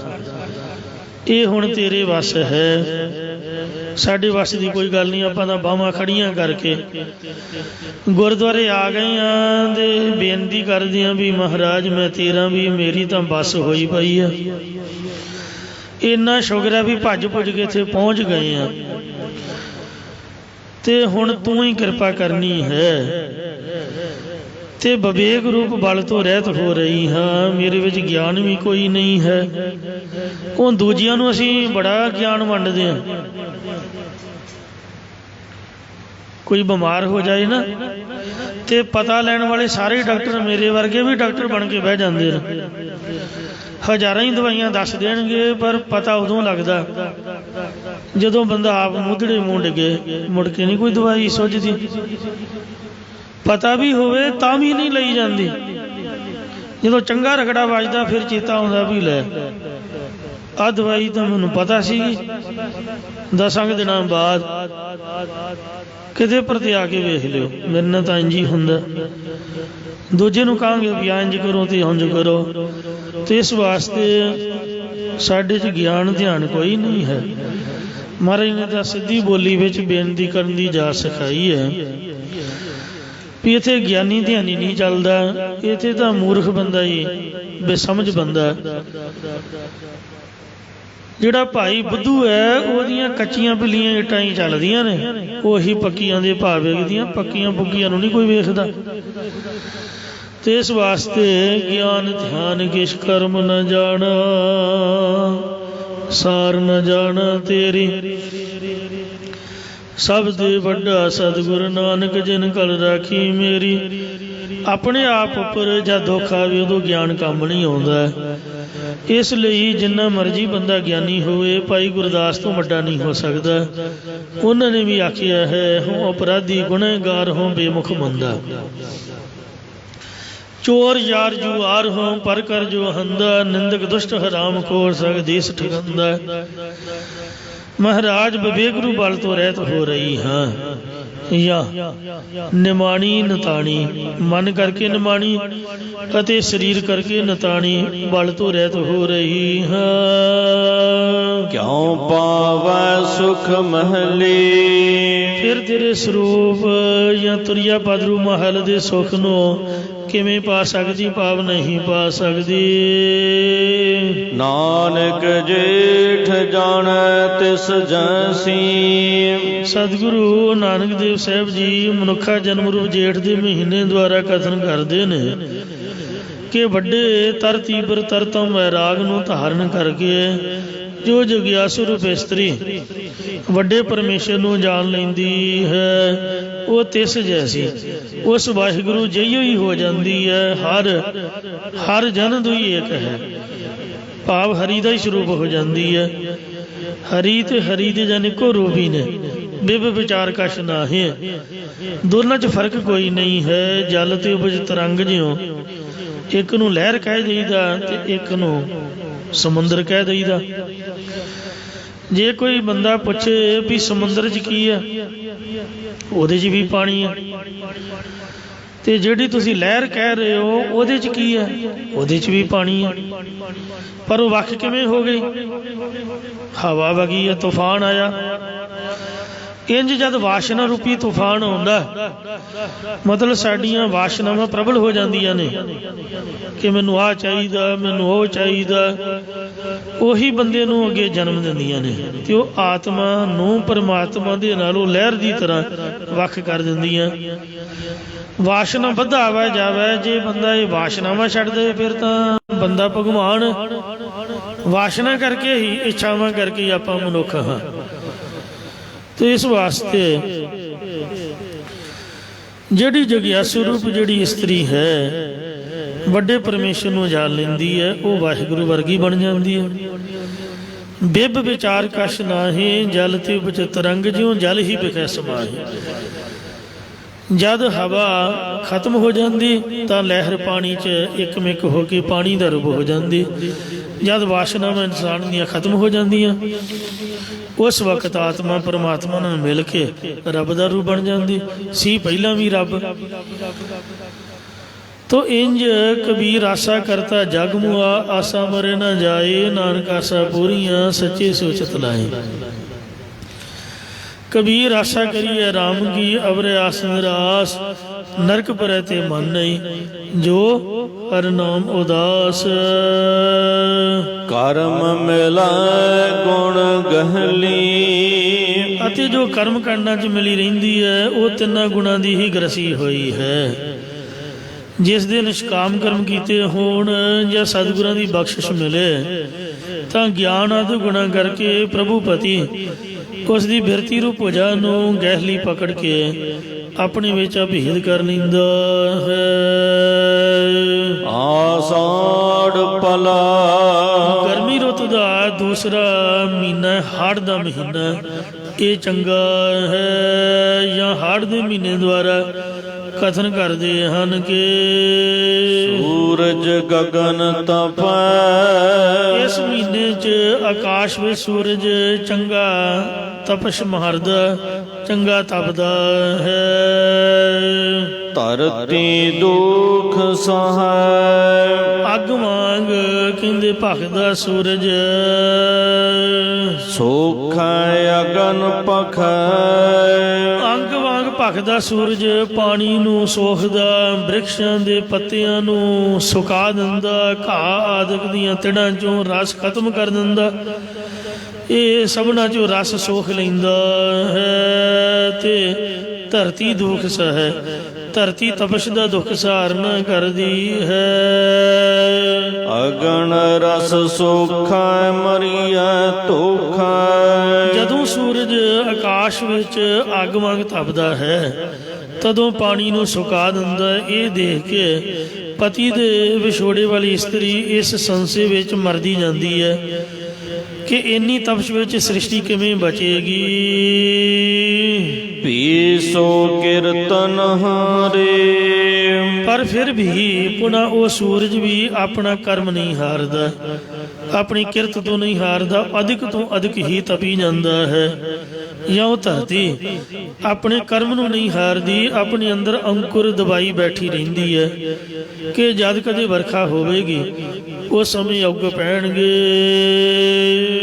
ਰਾਤ ਫਿਰ ਛਾਇਆ ਧਨ ਤਾਕੈ, ਜਿਸ ਸਮੇਂ 9 ਜਾਂ 13 ਹਾੜ ਨੂੰ ਸੂਰਜ ਦਾ ਰਥ ਉਤਰਾਇਣ ਵੱਲੋਂ ਫਿਰ ਕੇ ਦਖਨੈਣ ਵੱਲ ਹੋ ਜਾਂਦਾ ਤਾਂ ਇਸਤਰੀਆਂ ਰਾਹੀਂ ਆਦਿਕ ਬ੍ਰਿਕਸ਼ਾਂ ਦੀ ਛਾਂ ਨੂੰ ਧੱਕਦੇ ਨੇ। ਇਸਤਰੀਆਂ ਤੇ ਰਾਹੀ ਆਦਿਕ ਦਰਖਤਾਂ ਦੀ ਛਾਂ ਨੂੰ ਧੱਕਦੇ ਹਨ। ਟੀਡ ਲਵੈ ਮੰਝ ਬਾਰੇ, ਅਤੇ ਜਿਹੜਾ ਟਿੱਡਾ ਹੈ, ਹਰਿਆ ਟਿੱਡਾ, ਪੀਂਡਾ ਜਿਹੜਾ ਟਿੰਡਾ, ਉਹ ਵੀ ਜੰਗਲਾਂ ਆਦਿ ਵਿੱਚ ਬੋਲਦਾ ਹੈ। ਭਾਵ ਤਪਸ਼ ਤੋਂ ਦੁਖੀ ਹੋਇਆ ਵਰਖਾ ਵਾਸਤੇ ਉੱਚੀ ਉੱਚੀ ਕਰਲਾਉਂਦਾ ਹੈ, ਵਿਰਲਾਪ ਕਰਦਾ ਹੈ। ਇਸੇ ਪ੍ਰਕਾਰ ਆਸਾੜ ਪਲਾ, ਮਨੁੱਖਾ ਸਰੀਰ ਹਾੜ ਦੇ ਮਹੀਨੇ ਅੰਦਰ ਆਸਾ ਦਾ ਚੰਗਾ ਹੜ ਆਇਆ ਹੋਇਆ ਹੈ ਜਾਂ ਆਸਾ ਤ੍ਰਿਸ਼ਨਾ ਆ ਵਿਸ਼ੇਸ਼ ਕਰਕੇ ਸਾੜ ਰਹੀ ਹੈ। ਸੂਰਜ ਗਗਨ ਤਪੈ, ਅਤੇ ਹਿਰਦੇ ਰੂਪ ਆਕਾਸ਼ ਵਿੱਚ ਅਗਿਆਨ ਰੂਪ ਸੂਰਜ ਉਂਝ ਸੂਰਜ ਨੂੰ ਗਿਆਨ ਅਰਥ ਵਿੱਚ ਵਰਤੀਂਦਾ ਹੈ, ਪਰ ਇੱਥੇ ਅਗਿਆਨ ਕਰਕੇ ਹੀ ਸਮਝਣਾ। ਸ੍ਰੀ ਗੁਰੂ ਰਾਮਦਾਸ ਜੀ ਦੀ ਬਾਣੀ ਅੰਦਰ ਵੀ ਇੱਕ ਥਾਂ ਸੂਰਜ ਪਦ ਅਰਥ ਅਗਿਆਨ ਕੀਤਾ ਜਾਂਦਾ ਹੈ, ਜਿਵੇਂ ਜੈਸੇ ਸਕਤ ਸੂਰ ਬਹੁ ਜਲਤਾ, ਗੁਰ ਸਸ ਦੇਖੇ ਲੈ ਜਾਏ ਸਭ ਤਪਨਾ। ਉੱਥੇ ਅਗਿਆਨ ਨੂੰ ਸੂਰਜ ਕਹਿ ਕੇ ਤੇ ਗੁਰੂ ਨੂੰ ਚੰਦਰਮਾ ਕਥਨ ਕੀਤਾ ਹੈ, ਜੋ ਅਗਿਆਨ ਸੂਰਜ ਦੀ ਤਪਸ਼ ਨੂੰ ਮੇਟਣ ਹਾਰੇ ਹਨ। ਤੁਲਸੀ ਜੀ ਨੇ ਵੀ ਅਗਿਆਨ ਨੂੰ ਸੂਰਜ ਰੂਪ 'ਚ ਕਥਨ ਕੀਤਾ ਹੈ। ਸੰਸਾਰ ਪਤੰਗੋ ਘੋਰ ਕਿਰਨ ਨੋ ਦਹੰਤੀ ਮਾਨਵ ਹੈ, ਤੁਲਸੀ ਰਾਮਾਇਣ। ਸੋ ਅਗਿਆਨ ਰੂਪ ਸੂਰਜ ਰਾਗ ਦਵੈਖ ਰੂਪ ਕਿਰਨਾਂ ਦੇ ਸੰਯੁਕਤ ਹੋ ਕੇ ਚੰਗਾ ਤਪ ਰਿਹਾ ਹੈ। ਧਰਤੀ ਦੁਖ ਸਹਾਇ ਜੋ ਜਗਿਆਸੂ ਦੀ ਬੁੱਧ ਰੂਪ ਧਰਤੀ ਇਸ ਤਪਸ਼ ਦਾ ਦੁੱਖ ਸਹਾ ਰਹੀ ਹੈ। ਸੋਖਾ ਅਗਨ ਪਖੈ ਕ੍ਰਿਸ਼ਨਾ ਦੀ ਅੱਗ ਨੂੰ ਪਖਾਉਣ ਵਾਲਾ ਅਗਿਆਨ ਰੂਪ ਸੂਰਜ ਸ਼ੁਭ ਗੁਣਾ ਰੂਪ ਪਾਣੀ ਨੂੰ ਸੁਕਾ ਰਿਹਾ ਹੈ ਤੇ ਜਗਿਆਸੂ ਦੀ ਬੁੱਧ ਰੂਪ ਧਰਤੀ ਇਸ ਤਪਸ਼ ਦਾ ਦੁੱਖ ਸਹਾ ਰਹੀ ਹੈ। ਅਗਨ ਰਸ ਸੋਖੈ ਮਰੀਐ ਤੋਖੈ ਅਗਿਆਨ ਰੂਪ ਸੂਰਜ ਤ੍ਰਿਸ਼ਨਾ ਦੀ ਅੱਗ ਨਾਲ ਗੁਣਾ ਰੂਪ ਪਾਣੀ ਨੂੰ ਸੁਕਾ ਰਿਹਾ ਹੈ। ਤਦ ਜਗਿਆਸੂ ਰੂਪ ਇਸਤਰੀ ਆਖਦੀ ਹੈ ਕਿ ਮੈਂ ਇਸ ਸੰਸੇ ਵਿੱਚ ਮਰ ਰਹੀ ਹਾਂ ਕਿ ਇਉਂ ਸਭ ਜਗਿਆਸੂਆਂ ਦੀ ਸ੍ਰਿਸ਼ਟੀ ਉਹ ਕਿਵੇਂ ਬਚੇਗੀ। ਪੀਸੋ ਕੀਰਤਨ ਹਾਰੇ ਪੀ ਪੁਨः ਉਹ ਅਗਿਆਨ ਰੂਪ ਸੂਰਜ ਦੁੱਖ ਦੇ ਰੂਪ ਆਪਣਾ ਕਰਮ ਨਹੀਂ ਹਾਰਦਾ, ਕਰਮ ਨਹੀਂ ਛੱਡਦਾ, ਭਾਵ ਦੁੱਖ ਦੇਈ ਜਾਂਦਾ ਹੈ। ਇਸੇ ਪ੍ਰਕਾਰ ਅਗਨ ਰਸ ਸੋਖੈ ਮਰੀਐ ਤੋਖੈ ਜਗਿਆਸੂ ਦੀ ਬੁੱਧ ਰੂਪ ਧਰਤੀ ਸਵੈ ਕਿਰਤ ਨੂੰ ਨਹੀਂ ਹਾਰਦੀ, ਭਾਵ ਹਰੀ ਦੀ ਪ੍ਰਾਪਤੀ ਦੀ ਇੱਛਾ ਰੂਪ ਅੰਕਰ ਨੂੰ ਨਹੀਂ ਛੱਡਦੀ। ਅਰਥਾਤ ਬੁੱਧੀ ਨੇ ਫਿਰ ਵੀ ਇੱਛਾ ਧਾਰਨ ਕੀਤੀ ਹੋਈ ਹੈ। ਜੋ ਜਗਿਆਸੂ ਦੀ ਬੁੱਧੀ ਰੂਪ ਧਰਤੀ ਇਸ ਤਪਸ਼ ਦਾ ਦੁੱਖ ਸਹਾ ਰਹੀ ਹੈ। ਪੀਸੋ ਕੀਰਤਨ ਹਾਰੇ ਸੋ ਫਿਰ ਵੀ ਉਹ ਆਪਣੀ ਹਰੀ ਦੀ ਪ੍ਰਾਪਤੀ ਰੂਪ ਇੱਛਾ ਨੂੰ ਨਹੀਂ ਛੱਡਦੀ। ਇਹ ਅੰਕੁਰ ਨੂੰ ਪਾਲਦੀ ਰਹਿੰਦੀ ਹੈ ਕਿ ਜਦੋਂ ਕਿਤੇ ਗੁਰੂ ਰੂਪ ਬਦਲ ਉਪਦੇਸ਼ ਰੂਪ ਜਲ ਦੀ ਵਰਖਾ ਕਰਨਗੇ ਤਦੋਂ ਗੁਣਾਂ ਦੀ ਹਰਿਆਵਲਤਾ ਦੀ ਮੈਂ ਸਹਿਤ ਹੋ ਜਾਵਾਂਗੀ ਤੇ ਇਹ ਅਗਨੀ ਰਸ ਸੁੱਖ ਜਾਏਗਾ ਤੇ ਇੰਜ ਮੈਂ ਹਰਿਆਵਲਤਾ ਦੀ ਸਹਿਤ ਸ਼ੁਭ ਗੁਣਾਂ ਦੀ ਸਹਿਤ ਹੋ ਜਾਵਾਂਗੀ। ਰਾਤ ਫਿਰੈ ਛਾਇਆ ਧਨ ਤਾਕੈ ਜਦੋਂ ਅਗਿਆਨ ਰੂਪ ਸੂਰਜ ਦਾ ਅਗਿਆਨ ਦੀ ਸ਼ਕਤੀ ਅਸਤਵਾ ਪਾਦ ਰੂਪ ਰਥ ਫਿਰ ਜਾਂਦਾ ਹੈ, ਭਾਵ ਦਖਨੈਣ ਦੀ ਨਿਆਈ ਅਭਾਨਾ ਪਾਦ ਸ਼ਕਤੀ ਹੈ ਅਤੇ ਉਤਰੈਣ ਦੀ ਨਿਆਈ ਅਸਤਵਾ ਪਾਦ ਸ਼ਕਤੀ ਹੈ। ਅਸਤਵਾ ਪਾਦਕ ਤੇ ਅਭਾਨਾ ਪਾਦਕ ਇਹ ਅਵਰਨ ਦੋ ਪ੍ਰਕਾਰ ਦੀਆਂ ਸ਼ਕਤੀਆਂ ਗਿਆਨ ਦੀਆਂ ਨੇ। ਦੋ ਪ੍ਰਕਾਰ ਦੀਆਂ ਗਿਆਨ ਦੀਆਂ ਸ਼ਕਤੀਆਂ, ਇੱਕ ਅਵਰਨ ਤੇ ਦੂਜੀ ਵਖੇਪ ਹੈ। ਤੇ ਅਵਰਨ ਦੀਆਂ ਇਹ ਦੋ ਸ਼ਕਤੀਆਂ ਨੇ। ਅਸਤਵਾ ਪਾਦਕ ਪਰਮਾਤਮਾ ਅਸਤ ਹੈ, ਇਸ ਦਾ ਨਾਮ ਅਸਤਵਾ ਪਾਦਕ ਸ਼ਕਤੀ ਹੈ। ਅਭਾਨਾ ਪਾਦਕ ਪਰਮਾਤਮਾ ਅੰਦਰ ਵਸਦਾ ਹੈ ਪਰ ਪ੍ਰਤੀਤ ਨਾ ਹੋਣਾ, ਇਸ ਦਾ ਨਾਮ ਅਭਾਨਾ ਪਾਦਕ ਸ਼ਕਤੀ ਹੈ। ਸੋ ਜਿਵੇਂ ਹਾੜ ਦੇ ਮਹੀਨੇ 9-10 ਨੂੰ ਦਖਨੈਣ ਪੱਖ ਲੱਗਦਾ ਤੇ ਉਤਰੈਣ ਪੱਖ ਖਤਮ ਹੋ ਜਾਂਦਾ, ਇਉਂ ਅਭਾਨਾ ਪਾਦ ਸ਼ਕਤੀ ਰੂਪ ਦਖਨੈਣ ਪੱਖ ਲੱਗ ਗਿਆ ਤੇ ਅਸਤਵਾ ਪਾਦ ਸ਼ਕਤੀ ਰੂਪ ਉਤਰੈਣ ਪੱਖ ਚਲਾ ਗਿਆ ਹੈ। ਢੀਡ ਲਵੈ ਮੰਝ ਬਾਰੇ ਤਦੋਂ ਜਗਿਆਸੂ ਰੂਪ ਇਸਤਰੀ ਸ਼ਾਂਤੀ ਇਕਾਗਰਤਾ ਰੂਪ ਛਾਂ ਨੂੰ ਤੱਕਦੀ ਹੈ ਕਿ ਕਿਤੇ ਮੈਨੂੰ ਸ਼ਾਂਤੀ ਦੀ ਛਾਂ ਮਿਲੇ। ਸੰਸਾਰ ਅੰਤਕਰਨ ਰੂਪ ਉਜਾੜ ਵਿੱਚ ਸੰਕਲਪ ਵਿਕਲਪ ਜਾਂ ਰਾਗ ਦਵੈਖ ਰੂਪ ਬੀਂਡੇ ਟੱਡੇ ਬੋਲਦੇ ਹਨ। ਇਸੇ ਪ੍ਰਕਾਰ ਆਸਾੜ ਪਲਾ ਮਨੁੱਖਾ ਸਰੀਰ ਰੂਪ ਹਾੜ ਦਾ ਮਹੀਨਾ ਬੜਾ ਚੰਗਾ ਹੈ। ਸੂਰਜ ਗਗਨ ਤਪੈ ਜਿਸ ਵਿੱਚ ਵੈਰਾਗ ਰੂਪ ਸੂਰਜ ਤਪ ਰਿਹਾ ਤੇ ਗਗਨ ਬ੍ਰਹਮ ਲੋਕ ਤੱਕ ਦੇ ਭੋਗਾਂ ਦੀ ਇੱਛਾ ਨਿਵਰਤ ਹੋ ਚੁੱਕੀ ਹੈ। ਬ੍ਰਹਮ ਲੋਕ ਲੋ ਭੋਗ ਜੋ ਚਾਹੇ ਸਭਨ ਕੋ ਤਿਆਗ ਤੇ ਬੇਦ ਅਰਥ ਗਿਆਤਾ ਮੁਨੀ ਤਾਹੇ ਕਹਿਤ ਵੈਰਾਗ। ਧਰਤੀ ਦੁਖ ਸਹਾਇ ਜੋ ਜਗਿਆਸੂ ਦੀ ਬੁੱਧ ਰੂਪ ਧਰਤੀ ਹੈ ਇਹ ਵਿਛੋੜੇ ਦਾ ਦੁੱਖ ਸਹਾ ਰਹੀ ਹੈ।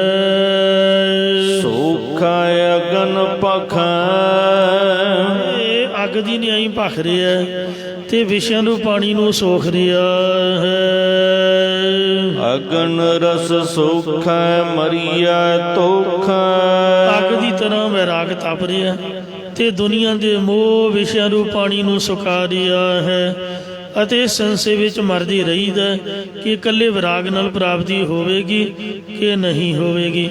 ਕਿਤੇ ਮਰ ਮੁਰੀ ਨਾ ਜਾਈਏ ਇਸ ਤਰ੍ਹਾਂ ਭੁੱਖੇ ਰਹਿੰਦੇ ਹੋਏ। ਈਸੋ ਕੀਰਤਨ ਹਾਰੇ। ਤਾਂ ਵੀ ਧੰਨ ਬਾਬਾ ਫਰੀਦ ਜੀ ਦੀ ਤਰ੍ਹਾਂ ਜਗਿਆਸੂ ਦੀ ਬੁੱਧ ਰੂਪ ਧਰਤੀ ਸ਼ੁਭ ਗੁਣਾ ਰੂਪ ਅੰਕੁਰ ਨੂੰ ਨਹੀਂ ਤਿਆਗਦੀ। ਬੰਦੇ ਨੂੰ ਆਪ ਦਾ ਗੁਣ ਨਹੀਂ ਛੱਡਣਾ ਚਾਹੀਦਾ। ਰੱਬ ਭਾਵੇਂ ਜਿੰਨਾ ਮਰਜ਼ੀ ਗੋਡੀਆਂ ਲਵਾਵੇ। ਸਤਿਗੁਰੂ ਨਾਨਕ ਦੇਵ ਮਹਾਰਾਜ ਨੇ ਸ਼ਿਵ ਨਾਮ ਨੂੰ ਬੜਾ ਜ਼ਿਆਦਾ ਪਰਖਿਆ ਸੀਗਾ। ਪਹਿਲਾਂ ਉਹਨੇ ਗੁਰੂ ਸਾਹਿਬ ਨੂੰ ਪਰਖਿਆ, ਫਿਰ ਮਨ ਨੇ ਕਿਹਾ ਵੀ ਪੁੱਤ ਹੁਣ ਮੇਰੀ ਵਾਰੀ ਹੈ, ਹੁਣ ਤੂੰ ਇੱਧਰ ਆ ਜਾ।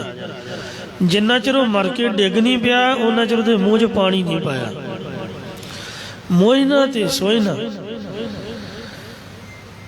ਮਰਦੇ ਹੋਏ ਸਿੰਘ ਦੇ ਮੂੰਹ 'ਚ ਉਹ ਠਾਕੁਰ ਦੁਆਰੇ ਵਾਲਾ ਪਾਣੀ ਨਹੀਂ ਪਾ ਸਕੇ। ਜਿਹੜੀ ਗੜਵੀ ਲੈ ਕੇ ਜਾ ਰਹੇ ਸੀ ਠਾਕੁਰ ਦੁਆਰੇ ਸ਼ਿਵਲਿੰਗ ਦਾ ਇਸ਼ਨਾਨ ਕਰਾਉਣ ਲਈ। ਜਥਾ ਕਿਤੋਂ ਆ ਰਿਹਾ ਸੀ, ਮੁਸਲਮਾਨਾਂ ਨਾਲ ਝੜਪ ਹੋਈ ਤੇ ਜਥਾ ਦਾ ਭੱਜ ਭੁੱਜ ਕੇ ਅੱਗੇ ਨੂੰ ਨਿਕਲ ਗਿਆ ਤੇ ਉਹ ਸਿੰਘ ਆ ਗਿਆ ਮੁਸਲਮਾਨਾਂ ਦੇ ਕਾਬੂ। ਉਹਨੇ ਮੁਸਲਮਾਨ ਤਾਂ ਮਾਰ ਮੁਰ ਕੇ ਭਜਾ ਭਜੂ ਕਤੇ ਤੇ ਆਪ ਵਿਚਾਰਾ ਫੱਟੜ ਹੋ ਕੇ ਡਿੱਗ ਪਿਆ। ਇੰਨਾ ਫੱਟੜ ਹੋ ਗਿਆ ਕਿ ਉਹਦਾ ਸਾਹ ਔਖਾ ਹੋ ਗਿਆ। ਹੁਣ ਵੀ ਗਿਆ ਤੇ ਹੁਣ ਵੀ ਗਿਆ। ਮੋਇਨਾ ਤੇ ਸੋਇਨਾ ਬ੍ਰਾਹਮਣ ਪਤੀ ਪਤਨੀ ਸੀਗੇ। ਜੋ ਥਾਲ ਦੇ ਵਿੱਚ ਕੱਚੀ ਲੱਸੀ, ਪਾਣੀ ਧਾਣੀ, ਜੋ ਸ਼ਿਵਲਿੰਗ ਦੀ ਪੂਜਾ ਦਾ ਸਮਾਨ ਹੁੰਦਾ, ਉਹ ਚਿੱਟੇ ਫੁੱਲ ਆਦਿਕ, ਤੁਲਸੀ ਦੇ ਪੱਤੇ ਪੁੱਤੇ ਵਗੈਰਾ ਉਹ ਲੈ ਕੇ ਜਾ ਰਹੇ ਸੀ ਨਹਾ ਧੋ ਕੇ ਭੋਗ ਲਵਾਉਣ ਵਾਸਤੇ। ਉਹ ਸਿੰਘ ਨੇ ਆਵਾਜ਼ ਮਾਰੀ ਵੀ ਮੈਂ ਮਰ ਰਿਹਾ, ਵੀ ਮੇਰੇ ਮੂੰਹ 'ਚ ਪਾਣੀ ਪਾ ਦਿਓ। ਕਹਿੰਦੇ ਨਹੀਂ, ਇਹ ਪਾਣੀ ਝੂਠਾ ਹੋ ਜਾਏਗਾ। ਅਸੀਂ ਨਹਾ ਧੋ ਕੇ ਆਏ ਹਾਂ, ਥਾਲੀ ਫਿਰ ਮਾਂਜਣੀ ਪਊ। ਪੂਜਾ ਦਾ ਟਾਈਮ ਹੋਇਆ ਪਿਆ, ਵੀ ਆਉਂਦੀ ਬਾਕੀ ਸਹੀ। ਉਹਨੇ ਹੱਥ ਜੋੜੇ, ਮਿੰਨਤਾਂ ਤਰਲੇ ਕੀਤੇ ਵੀ ਮੈਂ ਮਰ ਜਾਣਾ ਤੁਹਾਡੇ ਆਉਂਦਿਆਂ ਤੱਕ, ਮੇਰੇ ਮੂੰਹ 'ਚ ਪਾਣੀ ਦੀ ਘੋਟੀ ਪਾ ਜਾਓ। ਕਹਿੰਦੇ ਨਹੀਂ।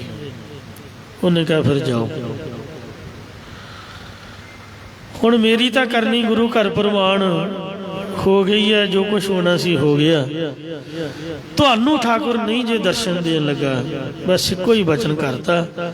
ਮੁੜ ਕੇ ਉਹ ਚੜ੍ਹਾਈ ਕਰਕੇ ਨਾ ਪਿੱਛਾ ਭੌਂਗੇ ਨਹੀਂ ਵੇਖਿਆ, ਆਉਂਦੀ ਬਾਕੀ। ਉਹਨਾਂ ਪੂਜਾ ਪਾਜਾ ਤਾਂ ਕੀਤੀ ਪਰ ਉਹਨਾਂ ਦਾ ਮਨ ਨਹੀਂ ਟਿਕਿਆ। ਬਥੇਰਾ ਚੌਂਕੜਾ ਚੱਕਣਾ ਮਾਰਿਆ, ਅੱਖਾਂ ਬੰਦ ਕੀਤੀਆਂ, ਪਰ ਉਹ ਗੱਲ ਨਹੀਂ ਬਣੀ ਜਿਹੜੀ ਰੋਜ਼ ਬਣਦੀ ਸੀ ਸ਼ਰਧਾਲੂ। ਇਹੀ ਕੰਨਾਂ ਦੇ ਵਿੱਚ ਆਵਾਜ਼ ਗੂੰਜਦੀ ਰਹੀ। ਉਹਨੇ ਤਾਂ ਇੱਕੋ ਵਾਰ ਆਖਿਆ ਵੀ ਠਾਕੁਰ ਦਰਸ਼ਨ ਨਹੀਂ ਜੇ ਦੇਣ ਲੱਗਾ। ਉਹ ਬਾਰ-ਬਾਰ ਇਹੀ ਗੱਲ ਕੰਨਾਂ 'ਚ ਗੂੰਜੀ ਜਾਏ, ਠਾਕੁਰ ਦਰਸ਼ਨ ਨਹੀਂ ਜੇ ਦੇਣ ਲੱਗਾ, ਠਾਕੁਰ ਦਰਸ਼ਨ ਨਹੀਂ ਜੇ ਦੇਣ ਲੱਗਾ। ਇਉਂ ਸਾਧ ਸੰਗਤ ਜੀਓ, ਉਹਨਾਂ ਦੇ ਮਨ 'ਚ ਧੌਂਕਾ ਉੱਠ ਪਿਆ, ਗੁੱਬ ਗੁਬਾੜ ਜਿਹਾ ਵੀ ਗਲਤੀ ਹੋਈ ਹੈ। ਅਹਿਸਾਸ ਹੋਇਆ ਜਦੋਂ ਭੱਜੇ ਭੱਜੇ ਵਾਪਸ ਆਏ ਠਾਕੁਰ ਦੁਆਰੇ। ਉਹ ਵਿਸ਼ਨੂੰ ਜੀ ਦੇ ਉਹ ਜਿਹੜਾ ਕਾਲੀ ਧਾਰੀ, ਕਾਲੇ ਰੰਗ ਦਾ ਪੱਥਰ ਚਿੱਟੀ ਧਾਰੀ ਵਾਲਾ ਮੰਦਿਰਾਂ 'ਚ ਰੱਖਿਆ ਹੁੰਦਾ, ਜਿਹਦਾ ਇਸ਼ਨਾਨ ਕਰਾ ਕੇ ਵਾਪਸ ਆਏ ਕੱਚੀ ਲੱਸੀ ਨਾਲ। ਤੇ ਆਉਂਦਿਆਂ ਨੂੰ ਸੋਚਿਆ ਵੀ ਹੁਣ ਸਿੰਘ ਦੇ ਮੂੰਹ 'ਚ ਪਾਣੀ ਪਾਉਂਦੇ, ਅੰਮ੍ਰਿਤ ਪਾਉਂਦੇ, ਚਰਨਾ ਅੰਮ੍ਰਿਤ ਠਾਕੁਰ ਦਾ। ਆਉਂਦਿਆਂ ਨੂੰ ਸਿੰਘ ਫਤਿਹ ਬੁਲਾ ਗਿਆ ਸੀਗਾ। ਨਿਹੰਗ ਸਿੰਘ ਬਾਣਾ ਸੀਗਾ, ਸ਼ਸਤਰ ਧਾਰੀ ਆ, ਤਿਆਰ ਪਰ ਤਿਆਰ, ਸੋਹਣਾ ਦਾੜਾ, ਫਰਲੇ ਵਾਲਾ, ਚੰਗਾ ਚੱਕਰ ਦਮਾਲਾ ਸਜਾਇਆ ਹੋਇਆ, ਚਿਹਰਾ ਦਗਦਾ ਕਰਦਾ ਜਿਵੇਂ ਹੁਣੇ ਹੀ ਉੱਠ ਪੈਣਾ ਹੁੰਦਾ। ਬੜੇ ਵਿਚਾਰੇ ਰੋਏ, ਦੁੱਖ ਤਾਂ ਉਹਨਾਂ ਨੂੰ ਲੱਗਾ ਤੇ ਪਰ ਕੁਝ ਹੋ ਨਹੀਂ ਸੀ ਸਕਦਾ। ਮੁੜ ਕੇ ਉਹਨਾਂ ਨੇ ਪਤਾ ਕੀਤਾ ਵੀ ਇਹ ਕੌਣ ਸੀਗਾ ਤੇ ਮੰਨਦਾ ਕਿਹਨੂੰ ਸੀਗਾ। ਹੁਣ ਉਹਦੇ ਕੋਲ ਜਾ ਕੇ ਆਪਦੀ ਭੁੱਲ ਬਖਸ਼ਾਉਂਦੇ ਆ। ਪਤਾ ਲੱਗਾ ਵੀ ਆਨੰਦਪੁਰ ਵਾਲੇ ਗੁਰੂ ਦਾ ਸਿੱਖ ਦਰਸ਼ਨਾਂ ਨੂੰ ਜਾ ਰਿਹਾ ਸੀਗਾ। ਕਹਿੰਦਾ ਇਹ ਤਾਂ ਪਾਪ ਹੋ ਗਿਆ, ਹੁਣ ਠਾਕੁਰ ਦੁਆਰਾ ਦਾ ਛੱਡੋ। ਹੁਣ ਜਿਹੜਾ ਇਹਦਾ ਠਾਕੁਰ ਹੈ, ਕਿਉਂਕਿ ਦਰਸ਼ਨ ਤਾਂ ਹੋਣ ਨਹੀਂ ਲੱਗੇ, ਪਹਿਲਾਂ ਇਹਦੇ ਠਾਕੁਰ ਨੂੰ ਮਨਾ ਕੇ ਆਈਏ, ਮਾਫੀ ਮੰਗੀਏ। ਜਦ ਆਨੰਦਪੁਰ ਸਾਹਿਬ ਆਏ ਤਾਂ ਸਾਧ ਸੰਗਤ ਜੀਓ, ਮਹਾਰਾਜ ਉੱਠ ਕੇ ਆਪਦੇ ਮਹਿਲਾਂ ਨੂੰ ਚਲੇ ਗਏ। ਪਹਿਰੇਦਾਰ ਕਹਿਣ ਲੱਗਾ ਵੀ ਹੁਣ ਤੁਸੀਂ ਚਲੇ ਜਾਓ, ਕੱਲ ਨੂੰ ਫਿਰ ਗੁਰੂ ਜੀ ਦੀਵਾਨ 'ਚ ਆਉਣਗੇ, ਫਿਰ ਦਰਸ਼ਨ ਕਰ ਲਿਓ, ਹੁਣ ਟਾਈਮ ਮੁੱਕ ਗਿਆ। ਅਗਲੇ ਦਿਨ ਆਏ, ਫਿਰ ਪਤਾ ਨਹੀਂ ਭੀੜ ਭੂੜ ਜ਼ਿਆਦੀ ਸੀਗੀ, ਇਹਨਾਂ ਕੋ ਅੰਦਰ ਹੀ ਨਾ ਲੰਘਿਆ ਗਿਆ, ਜਾਂ ਪਤਾ ਨਹੀਂ ਪਹਿਰੇਦਾਰ ਨੇ ਕਹਿਤਾ ਵੀ ਤੁਸੀਂ ਇੱਥੇ ਰੁਕ ਜਾਓ। ਇਉਂ ਪਤਾ ਨਹੀਂ ਕਿੰਨੀ ਵਾਰ, ਹਜ਼ਾਰਾਂ ਵਾਰੀ ਇਹਨਾਂ ਕੋਸ਼ਿਸ਼ ਕੀਤੀ। ਕਦੀ ਤਾਂ ਪਹਿਰੇਦਾਰ ਨਾ ਅੰਦਰ ਲੰਘਣ ਦੇ, ਕਦੀ ਮਹਾਰਾਜ ਉੱਠ ਕੇ ਪਰਾਂ ਨੂੰ ਚਲੇ ਜਾਣ, ਤੇ ਕਦੀ ਇਹ ਆਪ ਲੇਟ ਹੋ ਜਾਣ, ਉੱਠਿਆ ਨਾ ਜਾਏ। ਇਸ ਤਰ੍ਹਾਂ ਬੜੇ ਯਤਨਾਂ ਦੇ ਬਾਵਜੂਦ ਗੁਰੂ ਜੀ ਦੇ ਦਰਸ਼ਨ ਨਹੀਂ ਹੋਏ। ਕੰਨਾਂ 'ਚ ਉਹੀ ਪੰਕਤੀ ਗੂੰਜਦੀ ਹੈ, ਰਾਤ ਨੂੰ ਨੀਂਦ ਨਹੀਂ ਆਉਂਦੀ, ਕੁਛ ਚੰਗਾ ਨਹੀਂ ਲੱਗਦਾ। ਤੇ ਫਿਰ ਮਹਾਰਾਜ ਨੇ ਪਤਾ ਨਹੀਂ ਪੱਕੀ ਨਾ ਹੀ ਕਰ ਦਿੱਤੀ ਵੀ ਮੈਂ ਤੇ ਨਹੀਂ ਉਹਨਾਂ ਨੂੰ ਮਿਲਣਾ। ਫਿਰ ਇਹਨਾਂ ਨੇ ਮਾਲੀ ਦੇ ਨਾਲ ਦੋਸਤੀ ਪਾਈ, ਜਿੱਥੋਂ ਫੁੱਲ ਟੁੱਟ ਕੇ ਜਾਂਦੇ ਸੀਗੇ। ਪਹਿਲਾਂ ਮਾਤਾ ਜੀ ਦੇ ਮਹਿਲਾਂ 'ਚ, ਫਿਰ ਮਾਤਾ ਜੀ ਮਾਲਾ ਬਣਾਉਂਦੇ ਸੀਗੇ, ਫਿਰ ਗੁਰੂ ਸਾਹਿਬ ਦੇ ਗਲ 'ਚ ਮਾਤਾ ਜੀ ਪਾਉਂਦੇ। ਇਸ ਤਰ੍ਹਾਂ ਕਾਫੀ ਲੰਮੀ ਚੌੜੀ ਸਾਖੀ ਹੈ। ਫਿਰ ਮਾਤਾ ਜੀ ਦੀ ਸਿਫਾਰਿਸ਼ ਵੀ ਪਾਈ ਤੇ ਮਹਾਰਾਜ ਨੇ ਹੱਥ ਹਿਲਾਤਾ, ਕਹਿੰਦੇ ਠਾਕੁਰ ਦਰਸ਼ਨ ਨਹੀਂ ਜੇ ਦੇਣ ਲੱਗਾ। ਐਂ ਹੀ ਕਹੀ ਜਾਣ, ਪਤਾ ਨਹੀਂ ਮਹਾਰਾਜ ਨੂੰ ਕਿੰਨੇ ਦੱਸਤਾ, ਇਸ ਤਰ੍ਹਾਂ ਹੀ ਬੋਲੀ ਜਾਣ। ਉਹ ਮਾਤਾ ਜੀ ਨੇ ਆਖਿਆ ਵੀ ਗੁਰੂ ਸਾਹਿਬ ਬੋਲੀ ਜਾਂਦੇ ਨੇ ਠਾਕੁਰ ਦਰਸ਼ਨ ਨਹੀਂ ਜੇ ਦੇਣ ਲੱਗਾ, ਹੁਣ ਪਤਾ ਨਹੀਂ ਕਹਾਣੀ ਕੀ ਆ। ਕਹਿੰਦੇ ਮਾਤਾ ਜੀ ਆਹ ਕਹਾਣੀ ਹੈ, ਗੁਰੂ ਸਾਹਿਬ ਕੋਲੋਂ ਸਾਡੀ ਭੁੱਲ ਬਖਸ਼ਾਓ। ਮਹਾਰਾਜ ਕਹਿੰਦੇ ਠਾਕੁਰ ਦਰਸ਼ਨ ਨਹੀਂ ਜੇ ਦੇਣ ਲੱਗਾ। ਕਿਤੇ ਗੁਰੂ ਸਾਹਿਬ ਜੀ ਤੁਰਦੇ ਫਿਰਦੇ ਉਹ ਬਾਗ 'ਚ ਵੀ ਆ ਗਏ, ਤੇ ਉਹਨਾਂ ਨੇ ਟੋਕਰਾ ਭਰ ਕੇ ਫੁੱਲਾਂ ਦਾ ਮਹਾਰਾਜ ਨੂੰ ਭੇਟਾ ਵੀ ਕਰਨਾ ਚਾਹਿਆ। ਪਤਾ ਨਹੀਂ ਫਿਰ ਵੀ ਕੀ ਗੁਰੂ ਸਾਹਿਬ ਜੀ ਆਨੀ ਕਾਨੀ ਕਰ ਗਏ। ਜਦ ਮਹਾਰਾਜ ਬਾਗ ਦੇ ਵਿੱਚ ਖੁਦ ਆਪ ਆਏ, ਪਤਾ ਨਹੀਂ ਸਾਲ ਬਾਅਦ ਕਿਤੇ ਆਏ ਹੋਣਗੇ,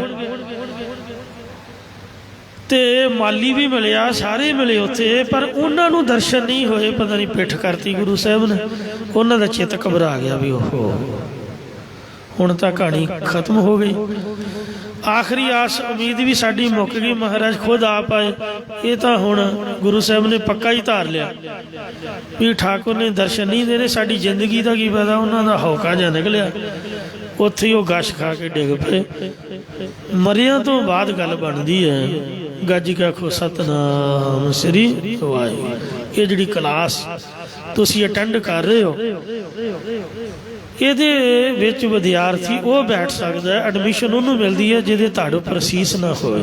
ਮਾਫ ਕਰਨਾ, ਜੋ ਤੋ ਪ੍ਰੇਮ ਖੇਲਣ ਕਾ ਚਾਓ, ਸਿਰ ਧਰ ਤਲੀ ਗਲੀ ਮੇਰੀ ਆਓ। ਇਤ ਮਾਰਗ ਪੈਰ ਧਰੀਜੈ, ਸਿਰ ਦੀਜੈ ਕੌਣ ਨਾ ਕੀਜੈ।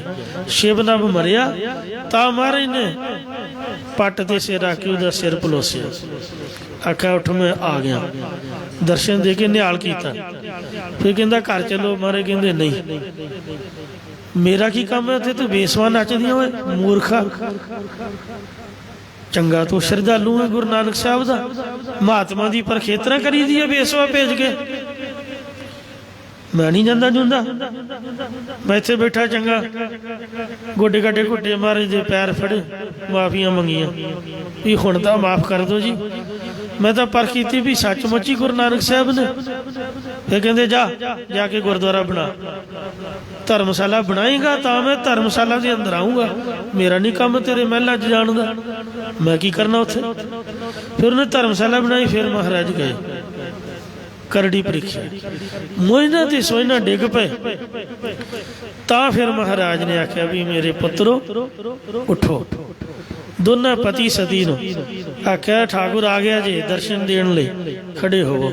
ਉਹਨਾਂ ਦੇ ਪਾਪ ਧੋ ਸੁੱਟੇ ਵੈਰਾਗ ਦੇ ਜਲ ਦੇ ਨਾਲ ਖਤਮ ਕਰਕੇ ਫਿਰ ਉਹਨਾਂ ਨੂੰ ਮਾਫ ਕੀਤਾ, ਕਿਉਂਕਿ ਗੁਰੂ ਸਾਹਿਬ ਦਾ ਸਿੰਘ ਸੀਗਾ, ਮਹਾਰਾਜ ਮਾਫ ਕਰ ਸਕਦੇ ਨੇ। ਤੇ ਇਸ ਲਈ ਉਹਨਾਂ ਨੂੰ ਦਰਸ਼ਨ ਦੇ ਕੇ ਨਿਹਾਲ ਕੀਤਾ। ਫਰੀਦ ਬਾਬਾ 12 ਸਾਲ ਪੱਕੇ ਸੰਗਲ ਪਾ ਕੇ ਖੂਹ 'ਚ ਲਟਕਦਾ ਰਿਹਾ, ਪਰ ਠਾਕੁਰ ਨੇ ਦਰਸ਼ਨ ਨਹੀਂ ਦਿੱਤੇ। ਆ ਜਿਹੜੀ ਬੱਕਰੀਆਂ ਚਾਰਨ ਵਾਲਾ ਆ ਕੇ ਪੁੱਛਣ ਲੱਗਾ ਵੀ ਬਾਬਾ ਲੜ ਪਿਆ ਘਰਦਿਆਂ ਦੇ ਨਾਲ। ਕਹਿੰਦਾ ਕਿਉਂ ਓਏ, ਤੈਨੂੰ ਕੀ ਜਾਪਦਾ? ਕਹਿੰਦਾ ਜਿਹੜਾ ਬੰਦਾ ਲੜ ਪਏ ਉਹ ਖੂਹ 'ਚ ਜਾ ਕੇ ਮਰਦਾ। ਤੂੰ ਜਾਪਦਾ ਲੜਿਆ ਹੋਇਆ, ਮਰਨ ਲਈ ਖੜਾ ਹੈ। ਕਹਿੰਦਾ ਨਹੀਂ ਨਹੀਂ, ਮੈਂ ਤਾਂ ਰੱਬ ਨੂੰ ਮਿਲਣਾ, ਖੁਦਾ ਨੂੰ, ਮੈਂ ਲੜਿਆ ਥੋੜ੍ਹਾ ਹੋਇਆ। ਕਹਿੰਦਾ ਅੱਛਾ, ਖੁਦਾ ਇੰਝ ਮਿਲ ਪੈਂਦਾ? ਕਹਿੰਦਾ ਹਾਂ। ਉਹਨੇ ਕੀ ਕੀਤਾ, ਮੋਟਾ ਜਿਹਾ ਸੁੱਬੜ ਵੱਟਿਆ, ਇਧਰ ਉਧਰੋਂ ਘਾਹ ਘੂ ਪਰਾਲੀ ਪਰੂਲੀ ਇਕੱਠੀ ਖੜ ਕੇ ਬੇੜ ਵੱਟ ਕੇ ਤਖਤ ਨੂੰ ਪਾ ਕੇ, ਬਾਬਾ ਤਾਂ ਚੰਗੇ ਪੱਕੇ ਸੰਗਲ ਮਾਰ ਕੇ ਲਟਕਿਆ ਸੀ। ਉਹ ਬੇੜ ਦੇ ਨਾਲ ਹੀ ਜਦ ਲੜਕਣ ਲੜਕਾ, ਮਾਰਨ ਨੇ ਸੋਚਿਆ ਵੀ ਇਹ ਕਮਲੇ ਸਾਹ ਦੇ ਪਿੱਛੇ ਲਾ ਕੇ ਮਰੂਗਾ ਕਿਤੇ। ਖੁਦਾ ਨੇ ਉੱਪਰ ਬਾਹਾਂ ਕਰਕੇ ਉਹਨੂੰ ਆਜੜੀ ਨੂੰ ਬੋਚ ਲਿਆ। 1 ਸਕਿੰਟ ਦੇ ਵਿੱਚ ਆਜੜੀ ਨੂੰ ਖੁਦਾ ਦੇ ਦਰਸ਼ਨ ਹੋਏ ਵੇਖ ਕੇ ਬਾਬਾ ਸ਼ਸ਼ਕਰ ਉੱਠਿਆ। ਕਹਿੰਦਾ ਧੰਨ ਹੈ ਮਹਾਰਾਜ, ਮੈਨੂੰ ਤਾਂ 36 ਸਾਲ ਹੋ ਗਏ ਹੱਡ ਗੋਡੇ ਰਗੜਦਿਆਂ, ਮੈਨੂੰ ਤਾਂ ਤੂੰ ਮਿਲਿਆ ਨਹੀਂ, ਤੇ ਆਜੜੀ ਨੂੰ 1 ਮਿੰਟ 'ਚ ਮਿਲ ਪਿਆ। ਕਹਿੰਦੇ ਤੂੰ ਨਿਗੁਰਾ ਹੈ, ਹੰਕਾਰੀ ਹੈ। ਮੈਂ ਹੰਕਾਰੀ ਨਿਗੁਰੇ ਬੰਦੇ ਨੂੰ ਨਹੀਂ ਦਰਸ਼ਨ ਦਿੰਦਾ। ਕਹਿੰਦੇ ਫਿਰ ਆਜੜੀ?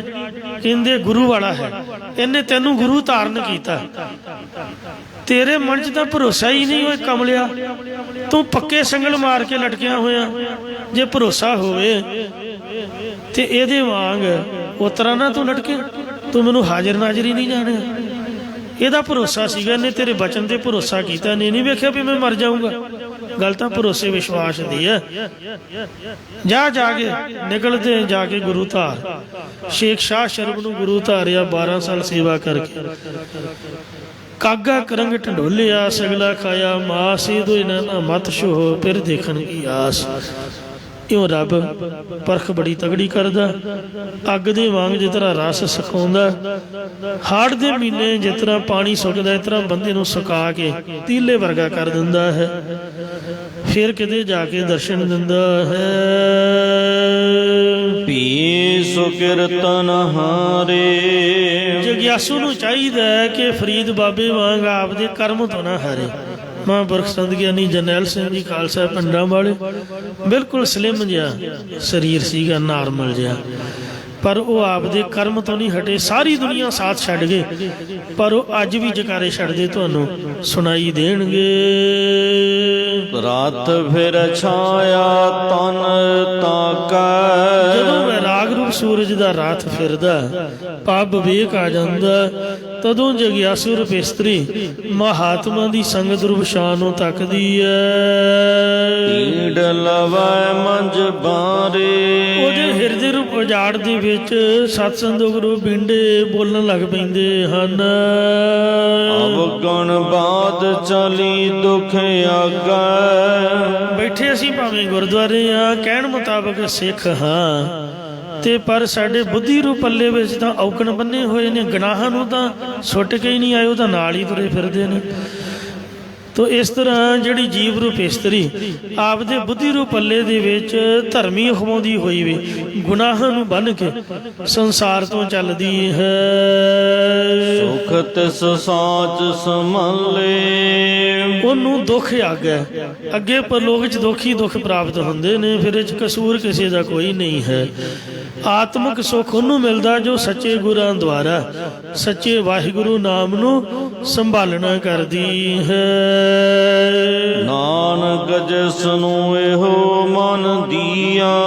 ਸਤਿਗੁਰੂ ਨਾਨਕ ਦੇਵ ਮਹਾਰਾਜ ਹਾੜ ਦੇ ਮਹੀਨੇ ਦੀ ਸਮਾਪਤੀ ਕਰਦਿਆਂ ਕਥਨ ਕਰਦੇ ਨੇ ਕਿ ਜਿਸ ਪਰਮਾਤਮਾ ਨੂੰ ਅਸਾਂ ਨੇ ਇਹ ਮਨ ਦਿੱਤਾ ਹੈ, ਮਰਨ ਜੀਵਨ ਪ੍ਰਭ ਨਾਲੇ। ਸਾਡਾ ਮਰਨਾ ਵੀ ਗੁਰੂ ਗ੍ਰੰਥ ਸਾਹਿਬ ਦੇ ਨਾਲ ਹੈ ਤੇ ਜਿਉਣਾ ਵੀ ਸਾਡਾ ਗੁਰੂ ਗ੍ਰੰਥ ਸਾਹਿਬ ਦੇ ਨਾਲ। ਇਹ ਪੁਰਾਤਨ ਗੁਰਸਿੱਖਾਂ ਦਾ ਜੀਵਨ ਹੁੰਦਾ ਸੀਗਾ। ਮਤਲਬ ਮਰਨੀ ਮਰ ਜਾਂਦੇ, ਗੁਰੂ ਸਾਹਿਬ ਸੱਚੇ ਪਾਤਸ਼ਾਹ ਜੀ ਦਾ ਵਿਸਾਹ ਨਾ ਕਰਦੇ। ਦਮਦਮਾ ਸਾਹਿਬ ਵਾਲਾ ਪਾਵਨ ਸਰੂਪ ਜਦੋਂ ਵੱਡਾ ਘੱਲੂਘਾਰਾ ਹੋਇਆ ਹੈ, ਉਹ ਲਾਪਤਾ ਹੋ ਗਿਆ ਜੰਗ ਵਿੱਚ। ਮਤਲਬ ਕਮਲੇ ਸਾਧ ਕਮਲੇ ਸਿੱਖ ਗੁਰੂ ਗ੍ਰੰਥ ਸਾਹਿਬ ਨੂੰ ਵੀ ਜੰਗ ਵਿੱਚ ਹੀ ਲਈ ਫਿਰਦੇ ਰਹੇ। ਗੁਰੂ ਸਾਹਿਬ ਦਾ ਵਿਸਾਹ ਨਹੀਂ ਕੀਤਾ, ਘਰ-ਬਾਰ ਛੱਡਤਾ, ਮਾਇਆ ਤੇਲਾ ਸਭ ਕੁਝ ਹੀ ਤਿਆਗਤਾ, ਪਰ ਮਹਾਰਾਜ ਨੂੰ ਨਾਲ ਰੱਖਿਆ। ਆਪਣੀ ਵੱਲੋਂ ਸਿਆਣੇ ਸੀਗੇ, ਸਾਡੇ ਵੱਲੋਂ ਕਮਲੇ ਸਮਝ ਲਓ। ਗੁਰੂ ਸਾਹਿਬ ਦਾ ਸਰੂਪ ਕਿਤੇ ਸੰਭਾਲਿਆ ਹੁੰਦਾ, ਸਾਨੂੰ ਦਰਸ਼ਨ ਹੁੰਦੇ। ਸੁਣਨ ਵਿੱਚ ਆਇਆ ਕਿ ਗਹਿਲਾ ਨਗਰ ਕਿਸੇ ਮਿੱਟੀ ਦੇ ਘੋੜੇ ਤੇ ਗੁਰੂ ਸਾਹਿਬ ਬਿਰਾਜਮਾਨ ਕਰਕੇ ਆਪ ਜੂਝ ਕੇ ਜੰਗ 'ਚ ਸ਼ਹੀਦੀ ਪਾ ਗਏ। ਫਿਰ ਉੱਥੇ ਉਦਾਸੀਆਂ ਦਾ ਕਬਜ਼ਾ ਹੋ ਗਿਆ। ਕਿਸੇ ਸਿਰ ਫਿਰੇ ਉਦਾਸੀ ਨੇ ਰਾਗਮਾਲਾ ਦਾ ਪੱਤਰਾ ਪਾੜ ਕੇ ਤੇ ਉਹਨੂੰ ਵਿੱਚੋਂ ਗੁਪਤ ਕਰ ਦਿੱਤਾ। ਉਹੀ ਪਾਵਨ ਸਰੂਪ ਦਮਦਮਾ ਸਾਹਿਬ ਵਾਲਾ ਮੰਨਿਆ ਜਾਂਦਾ। ਤੇ ਪਰ ਭਾਈ ਰਣਧੀਰ ਸਿੰਘ ਤੇ ਮਹਾਂਪੁਰਖ ਬਾਬਾ ਗੁਰਬਚਨ ਸਿੰਘ ਨੇ ਦਰਸ਼ਨ ਕਰਨ ਦੇ ਬਾਵਜੂਦ ਵੀ ਕਨਫਰਮ ਨਹੀਂ ਕੀਤਾ ਵੀ ਇਹੀ ਸਰੂਪ ਹੈ, ਮਤਲਬ ਅਲੋਪ ਹੈ ਜ਼ਰੂਰ। ਜਰਮਨ ਦੀ ਜੰਗ ਤੱਕ ਸਿੱਖ ਗੁਰੂ ਸਾਹਿਬ ਦਾ ਸਰੂਪ ਲੈ ਕੇ ਗਏ।